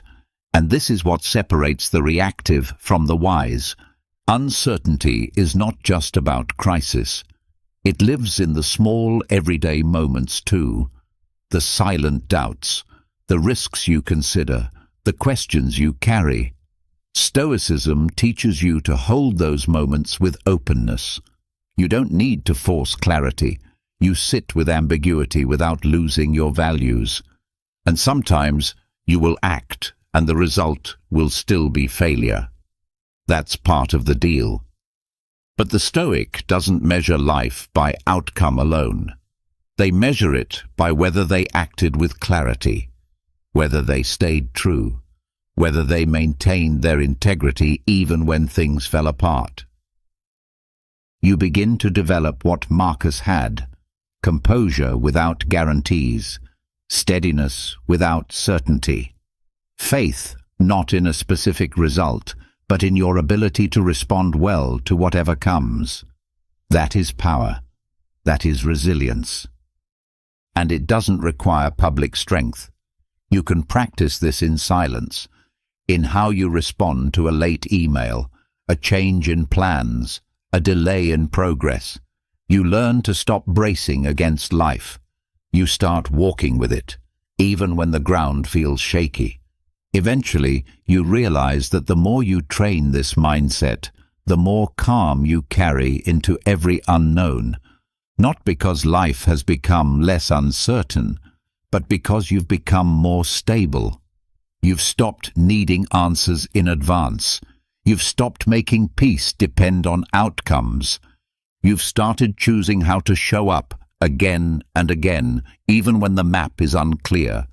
This is what Marcus did. He ruled a world filled with conflict, failure, and doubt. He didn't rule with perfect knowledge. He ruled with principles, with humility, with readiness. He didn't need to know what would happen tomorrow. He focused on how to act today. And that's the challenge Stoicism extends to each of us. Don't fear uncertainty. Train to meet it with poise. Live without guarantees. Decide without panic. Lead yourself and others through the fog, not by lighting up the whole future, but by walking clearly in the next step. One moment at a time, one choice at a time, without losing yourself. You've just spent 3 hours traveling through the inner architecture of Stoicism, not as theory, but as living practice. From guarding your mornings with intention to rewilding your sense of self in nature. From learning to laugh with purpose to saying no without guilt. You've seen how Marcus Aurelius led with clarity in chaos, how Seneca turned time into gold, how Epictetus taught through sharp, calm wisdom. Together, we've gone beyond endurance into quiet joy, beyond self-improvement into ethical refinement. You've learned to shift from chasing fortune to shaping character, from reacting to reflecting, from appearing good to being good. But this doesn't end here.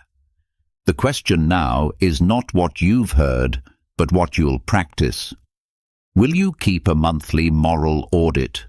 Will you train your mind to tolerate uncertainty or to stay rooted in values when misunderstood? Will you walk your next steps with more intention, more stillness, more courage? Now, we'd love to hear from you. Drop a comment below. What was the one Stoic idea that hit hardest for you? Was it about detachment, presence, or perhaps learning to lead without control?